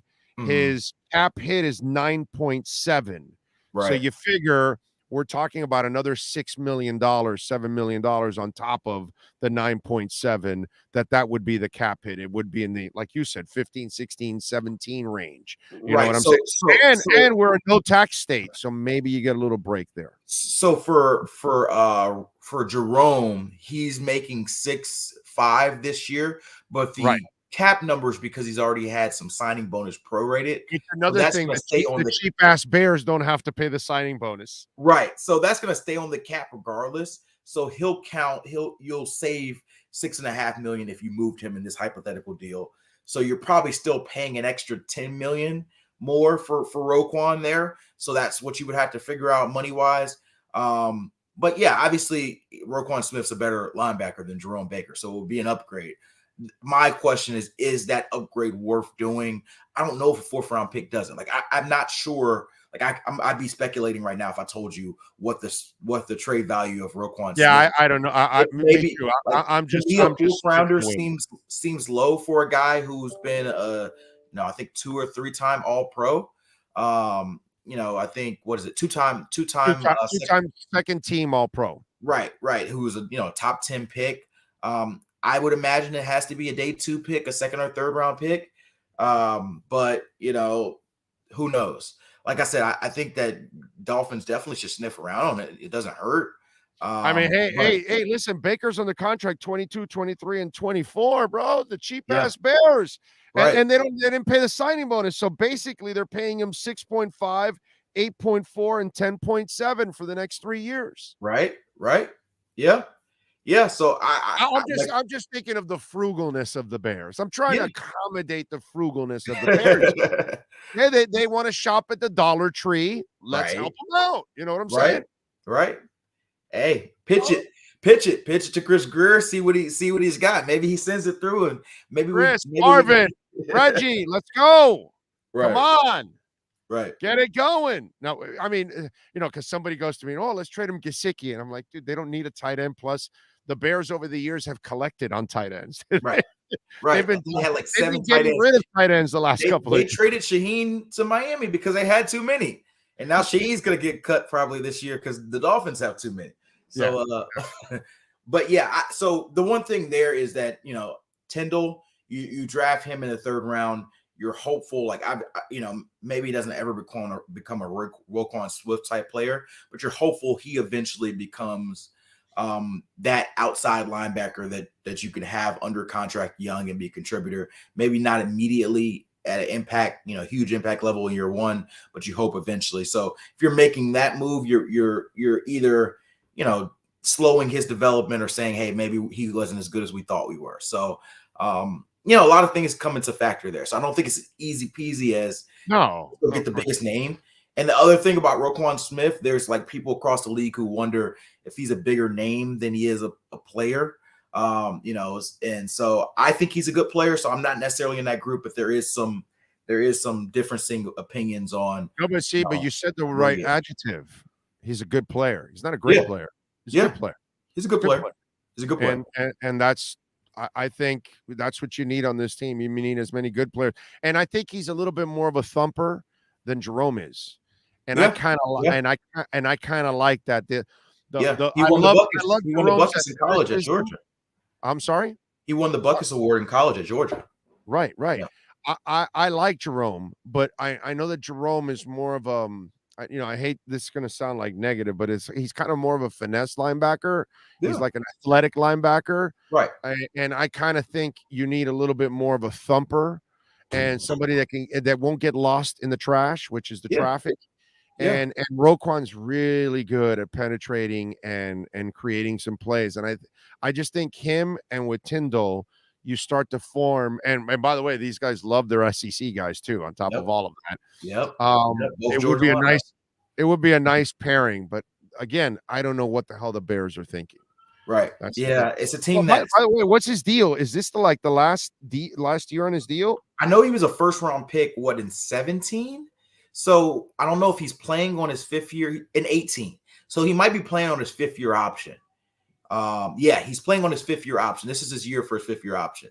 So he's technically under contract, but this is the last year unless they franchise tagged him. So, they're certainly not going to franchise tag him. Right. That's where the Bears are going to have to crap or get off the pot, my friend.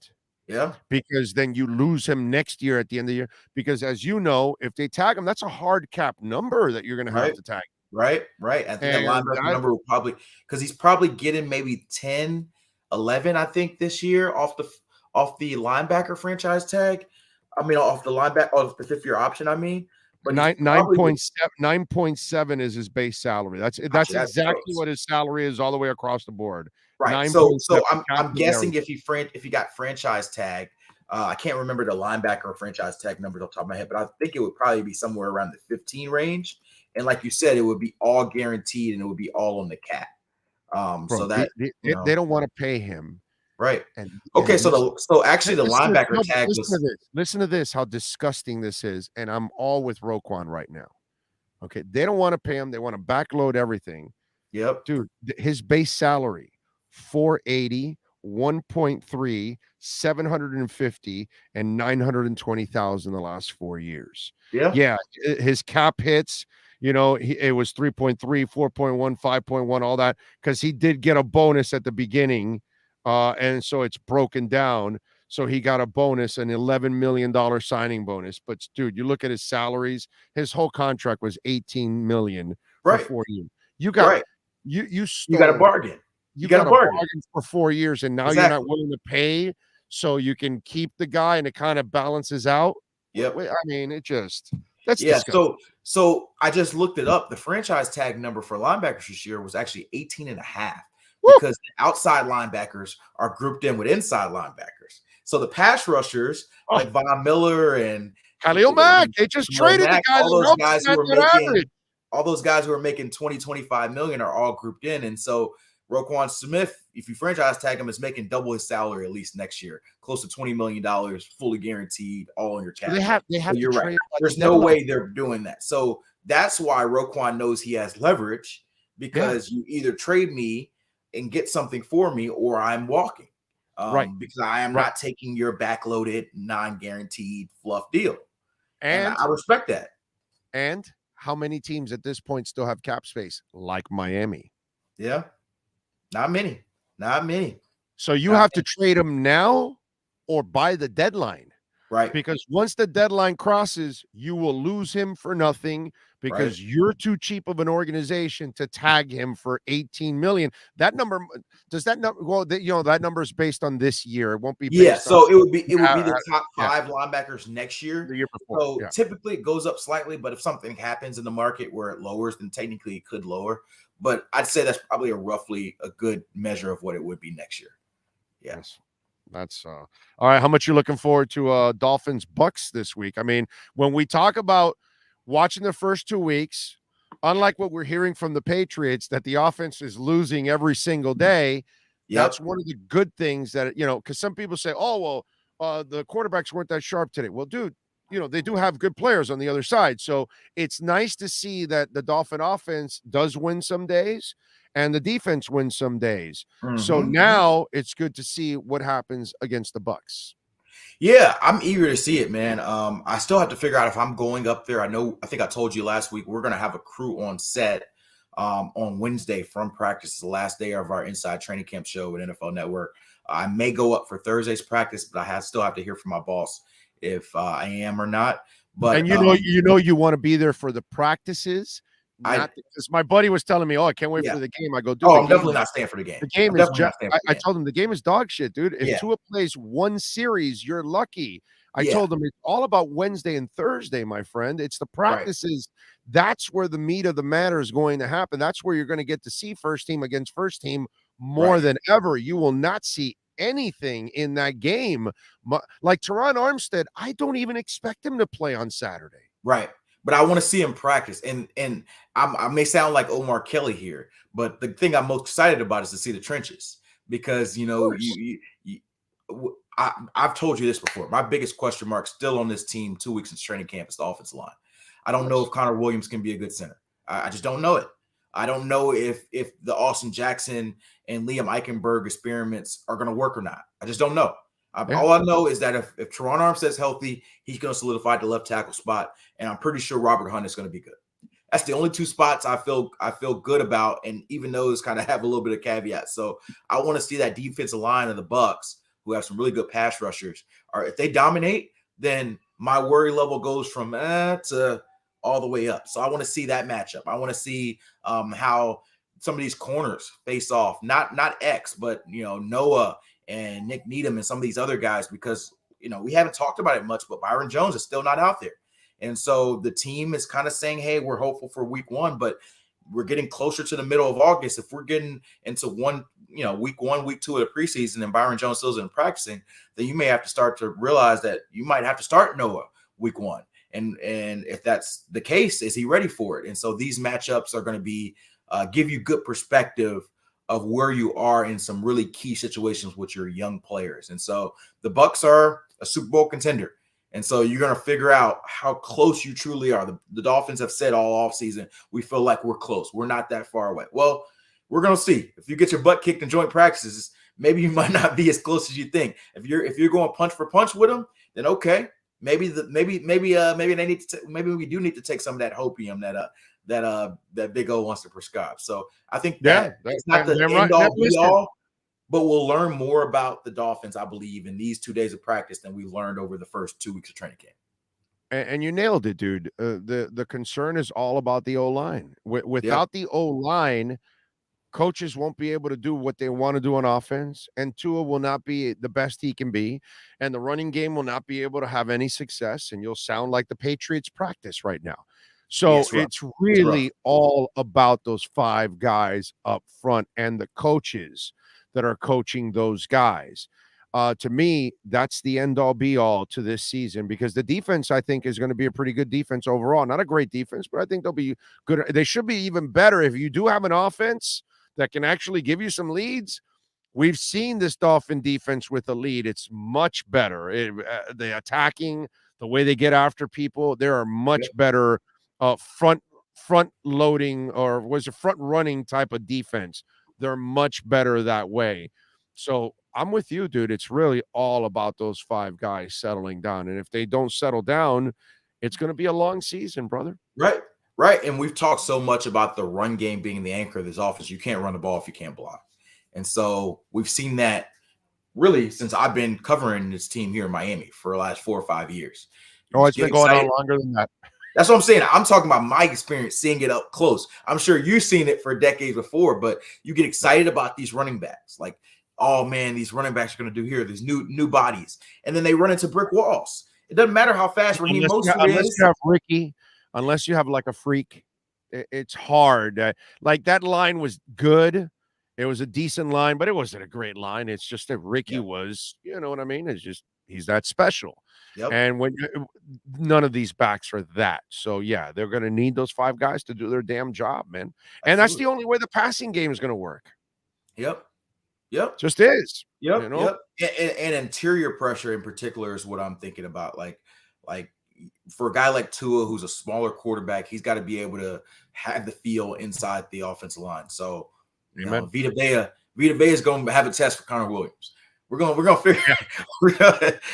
He don't have to face many guys like Vita Vea, but it's gonna be something. And so that is, I'm eager to see both joint practices. Honestly, like 2 weeks from now, we get to see the Eagles too, and that's gonna be a really good challenge. I'll be here in the backyard. So I get to see that. Here. So you know, and that's a team that, you know, even more so than the Bucks, have skill sets that can really challenge them. I'd love to see Jalen Hurts running. One thing that's bothered this team for a while is a running quarterback. How are they on defense containing the edge when you've got true threats at receiver like A.J. Brown and Devontae Smith, but still a running quarterback? That's something I'm eager to see. Philly has a good defensive line too, so it's not like they can take a break as well. So, training camp is great seeing your guys go against your guys, but I want to see them against two really good defenses and teams and see how they stack up. Follow him on Twitter at Cameron Wolf. Catches exceptional work there at the NFL Network because he is savoir-faire. He is everywhere. Everywhere, man. Everywhere. That's I am immediately going to catch a nap because I've been 8 straight days on the road and I finally got back home. So it has been a ride though. There you go. And if you need a little liquor, just call Liquor Split later on, and then they'll take care of it. I will. I'll have it delivered to the house. I was sober up until 1 o'clock, so I've done my liver good, right? You've done it really good. You've done a really good job. You're really responsible. That's what I'm trying to be. Follow him on Twitter at Cameron Wolf and catch him there at the NFL Network. And twice a week here with our KSDT CPA Miami Dolphins and NFL Report. Cam, thank you as always, my brother. Appreciate you. Absolutely. Have a good one, Big O. You got it. There you go. Cameron Wolf getting it done. And you know who also gets it done? Well, of course, KSDT. They know how to get it done. And it's not just CPAs. So they don't just do your taxes, whether it's your home taxes, whether it's your business taxes. No. They do forensic accounting. They do business valuation. So you want to find out if everything is going well in your business right now. You want to make sure before you sell it, what you can sell it at, what's it worth, or maybe you're buying a business and you want to make sure that it's worth what they're telling you, that it's producing what they're telling you. KSDT can do all of that for you to make sure you're headed down the right path. Management advisory services, healthcare advisory, property management, wealth management, got to plan ahead, valuation. They do it all, folks. And 3 great offices now in Dadeland, in Weston, and in West Palm Beach. 3 offices throughout South Florida and ready to help you. KSDT 305-670-3370. That's 305-670-3370 for KSDT CPA. This has been the KSDT CPA Pro Football Report with NFL insider Cameron Wolf. KSDT is recognized by Forbes as one of the top tax accounting firms for 2022. KSDT CPA is a full-service firm that also excels in crypto. Visit them at ksdtcpa.com or call 305-670-3370.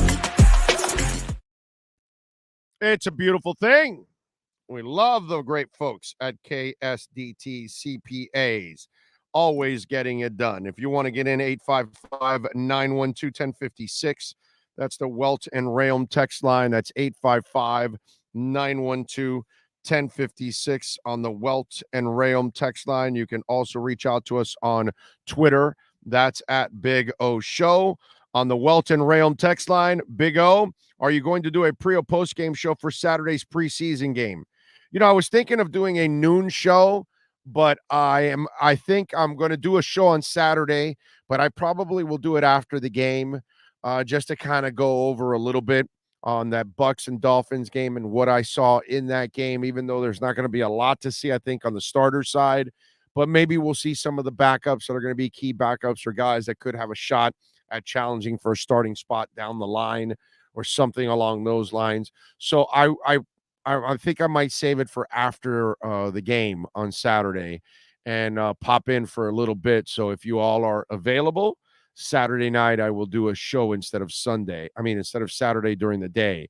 I think I have it posted like at noon. We'll do it after the preseason game just to talk a little bit about what's going on. How about that?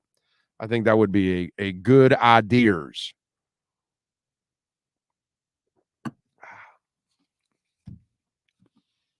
One of the things that Dolphin fans have been asking me about over the years is the Dolphin logo. And will it ever change? And I think eventually it will. And I had Tom Garfinkel on, this was about 2 years ago, maybe a year and a half or something, 2 years, something like that. I don't know if it's 2 years yet, but it was kind of in the middle of the pandemic, if I remember correctly. And we brought up the question of the uniforms, and the guys from Dolphins Talk, they posted that interview yesterday, and so I figured I saw it and I said, you know what, maybe I should post it because I should mention it on the show because people don't get to talk to Tom Garfinkel a lot. And most people really aren't going to ask some of the questions that you really got to ask because usually, he'll be on with something on a station. They're just kind of kissing butt. And I listen, I'm a huge Garfinkel fan, period. He's a badass and he's done an awesome job. Here's my question and his answer talking about the logo. All right. And I'm going to explain something after you listen to his answer, okay, in our exchange.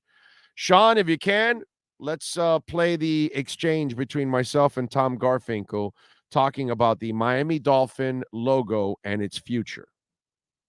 One more thing I got to ask you because I get it asked pretty much every day on the show, and I would like to see the change too. And I know we talked about it a couple years ago, and you told me that there's a certain amount of time you have to wait before you can make any of these kind of changes and file with the league. What is the latest with the logo? Is this going to be the logo moving forward, or is there some talk about going back to the old logo, or at least an old logo that kind of maybe with a little bit of a new twist that you guys may add to it, or like they did in the 90s and things like that? So tell us about the logo. Are there any plans to make any changes down the line? Well, I think, look, when I got here, the new logo and uniforms were in place. I think, one of the first things I wanted to do was bring back the 66 throwbacks. I think, and we brought those back in 2015. There were so many iterations in between. It's like, well, these are the classic uniforms, the very first logo, the very first uniforms. Let's bring this back. And it certainly has received, fans love it. The players love it. I love it.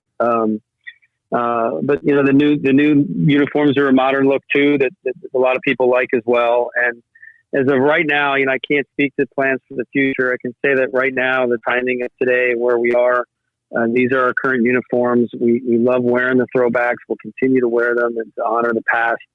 They're special. We try to save them for special games and use them in that way. And that's kind of where we're at on the uniforms. And so I listen to the fans. I hear the fans. I think we try to be very responsive to the fans. This is a more complicated issue from the standpoint of the timing and all the different constituents that are involved with the league and the manufacturers and everything that goes into it. But how many years? And we'll continue to see them. How many years do you have to wait till you're able to make that move? I'm not at liberty to talk about the league rules or whether we will make the move or not. I think right now the uniforms are what they are, and we'll continue to wear the throwbacks, to honor the past and those special games. You feel it, right? You feel it from the fans that they want that change, right? No question. I love them too. I love those uniforms too. Yeah. All right. So I brought them back. I know. Yeah, that's why I'm saying this is why I admire you so damn much, because you're always playing chess when everybody's playing checkers. You're always ahead. So there's a couple things. While he didn't answer the question, but listen to the words, right? So let's, kind of see through the trees. All right. So the logo and unis, as he explained early in that question, were already in place when he got here. So in a way, he's kind of already telling you, hey, man, I had nothing to do with this. Okay. And then he says he brought back the 66 unis in 2015. Why? Because he loves them. Right? He likes them. When he referred to the new unis, he said it's the modern look and people like it. Tom Garfinkel didn't say he loved it. He said the other ones he loved. And then he said, we love wearing the throwbacks. The players love wearing the throwbacks, the fans and this and that. And that's why we save them for big moments. And then towards the end, when I was kind of pushing him, you feel it with the fans. And he says, no question. I love them too. That's why I brought them back. So, as I've said many times, referring to this interview, at no point he says they're bringing him back, right? Or a plan at the moment. But there's every indication that he loves the old logos. And there was no indication there that he was saying he was loving the new logo. He just said modern look and people like it. He didn't say him. He loves it. He wants to use them. He uses them for special occasions and all that. So I think Tom Garfinkel, who, unlike Stephen Ross, does all the right things for this organization on the business side and marketing and all of that, I think he sees it. And I can't pinpoint it when, but I think it's like a 10-year window that you have to have until you change it or something like that. So I think we're up about the 10 years, pretty close. I would not be surprised if in the next couple of years we're going to hear something about a new logo. Maybe it's the old logo, like I told him, the old logo, but with a little bit of a twist like they did in the 90s, that they do something to it, That's all.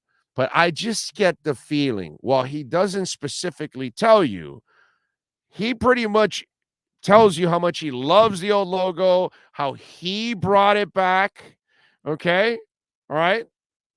There's a reason. So if he started listen, how does it start?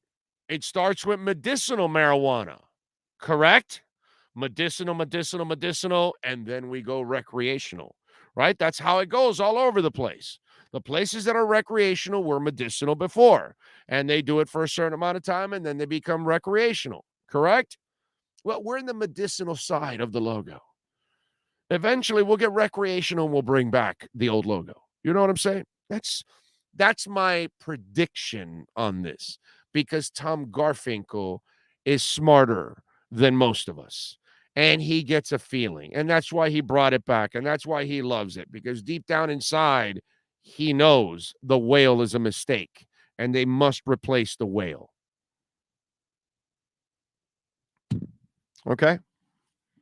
Daryl Bentley says, won't buy anything with the new logo. It's hard. I won't either. I don't want anything with the new logo. I buy anything Dolphins, it has the old logo. If not, I won't buy it. I won't have it. I've told the story of the umbrella. I go on Amazon. I see they have an umbrella with the old Dolphins logo. I said, oh, man, bet it up. Let's go. It's like $29. Really nice umbrella. Bought it on Amazon. I get it in a couple days. I pull it out. It's got the new logo. I lose my shit. And I send them an email. I said, listen, this is false advertising. You showed me the old logo, and when I got it, I got the new logo. I don't like the new logo. I want the old logo. Do you have the old logo? And they said to me, yes, we do. We sent you the new logo because that's the new logo, and we figured people would want the new logo. We apologize. We are sending you now the old logo. You can keep the other umbrella on us. You don't even have to return it, they told us. I said, great. I gave it away. I didn't want it in my damn house. Okay? So, get rid of the damn whale. Give me back my logo. All right? Give me back my damn logo. And I think when it's all said and done, Tom Garfinkel will bring back the old logo. I can feel it. I can sense it in that discussion. It's going to happen. Can't tell you when. You know, I couldn't tell you exactly when Odyssey is going to file bankruptcy, but I knew that they would file bankruptcy. And it's coming. Same thing here. Can't tell you exactly when, but it's coming. We're going to get rid of that whale logo, and the new logo's coming back in some other fashion, but the old logo's coming back in some newer fashion, but we're going to get that bitch back. There's no doubt in my mind. Big O, if they put a helmet on the whale, would that be better? Probably. Breaking news, ESPN is out of the Big Ten negotiations. So Fox, CBS, or NBC will end up getting the rights to the Big Ten. How about that, man? ESPN. Damn. NFL owners are in Minnesota right now to approve the deal of the Broncos to the Walmart family. Stephen Ross is not there. What a joke of an owner. Speaking of the whale logo, that's the guy that comes up with the whale logo.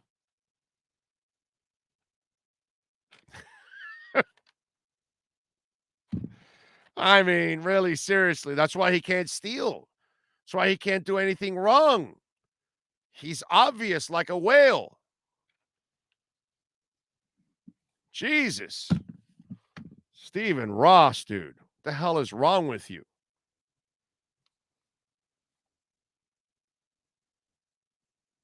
Just bad. It's all bad.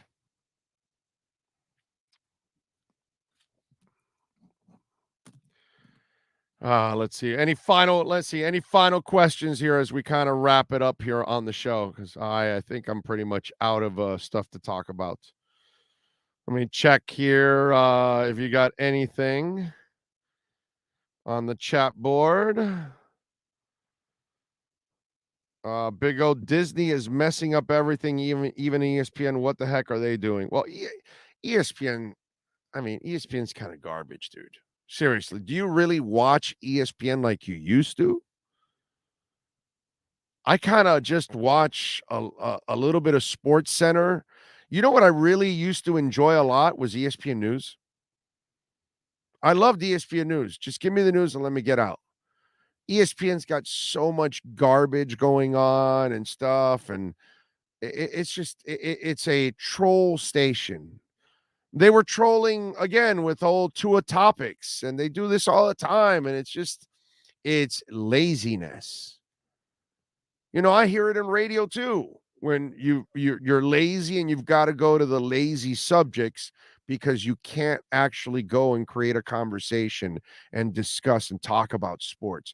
I've done 3 hours and 17 minutes of pure talk and very little commercials. I mean, if we have 7 minutes of total commercials in the 3 hours and 17 minutes, that's a lot.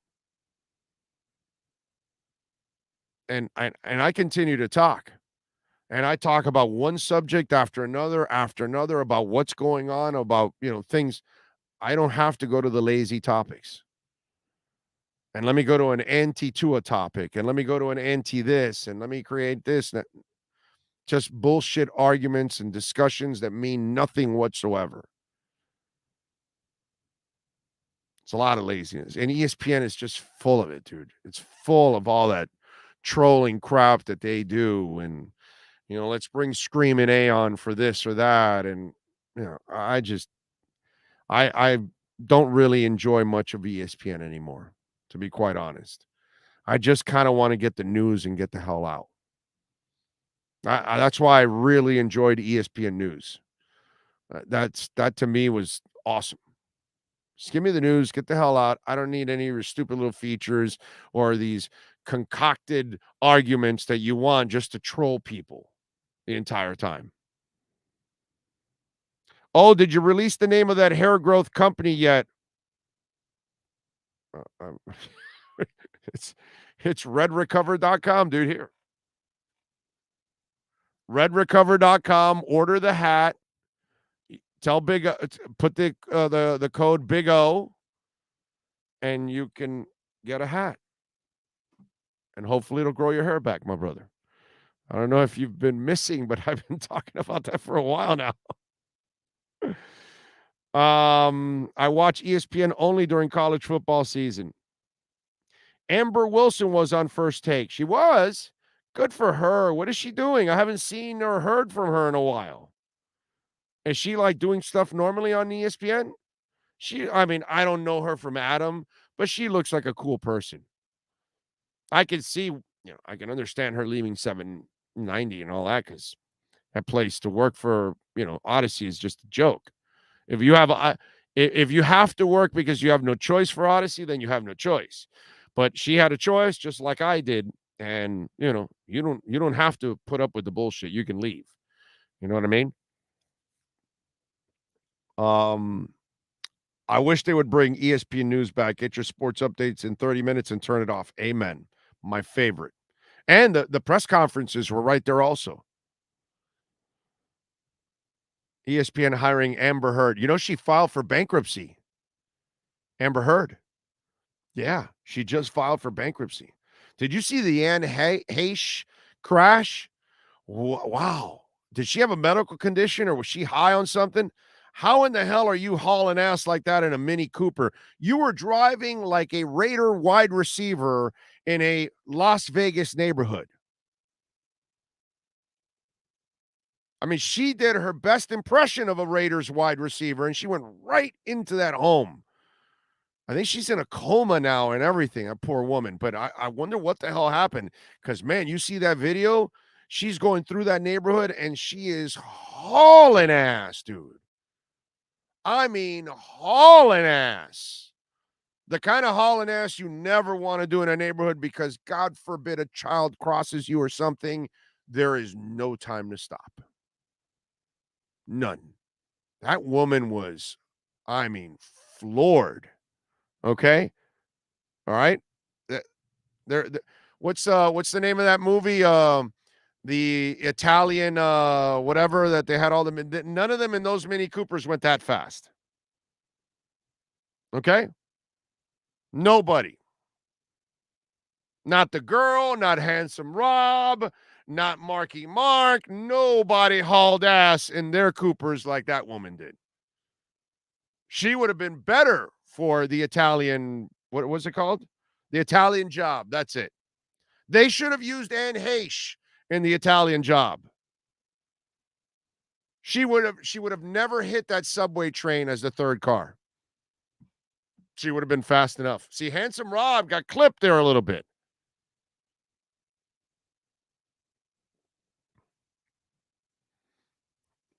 Logo won't change. Its business. Give Ross 2 sets of jerseys to sell.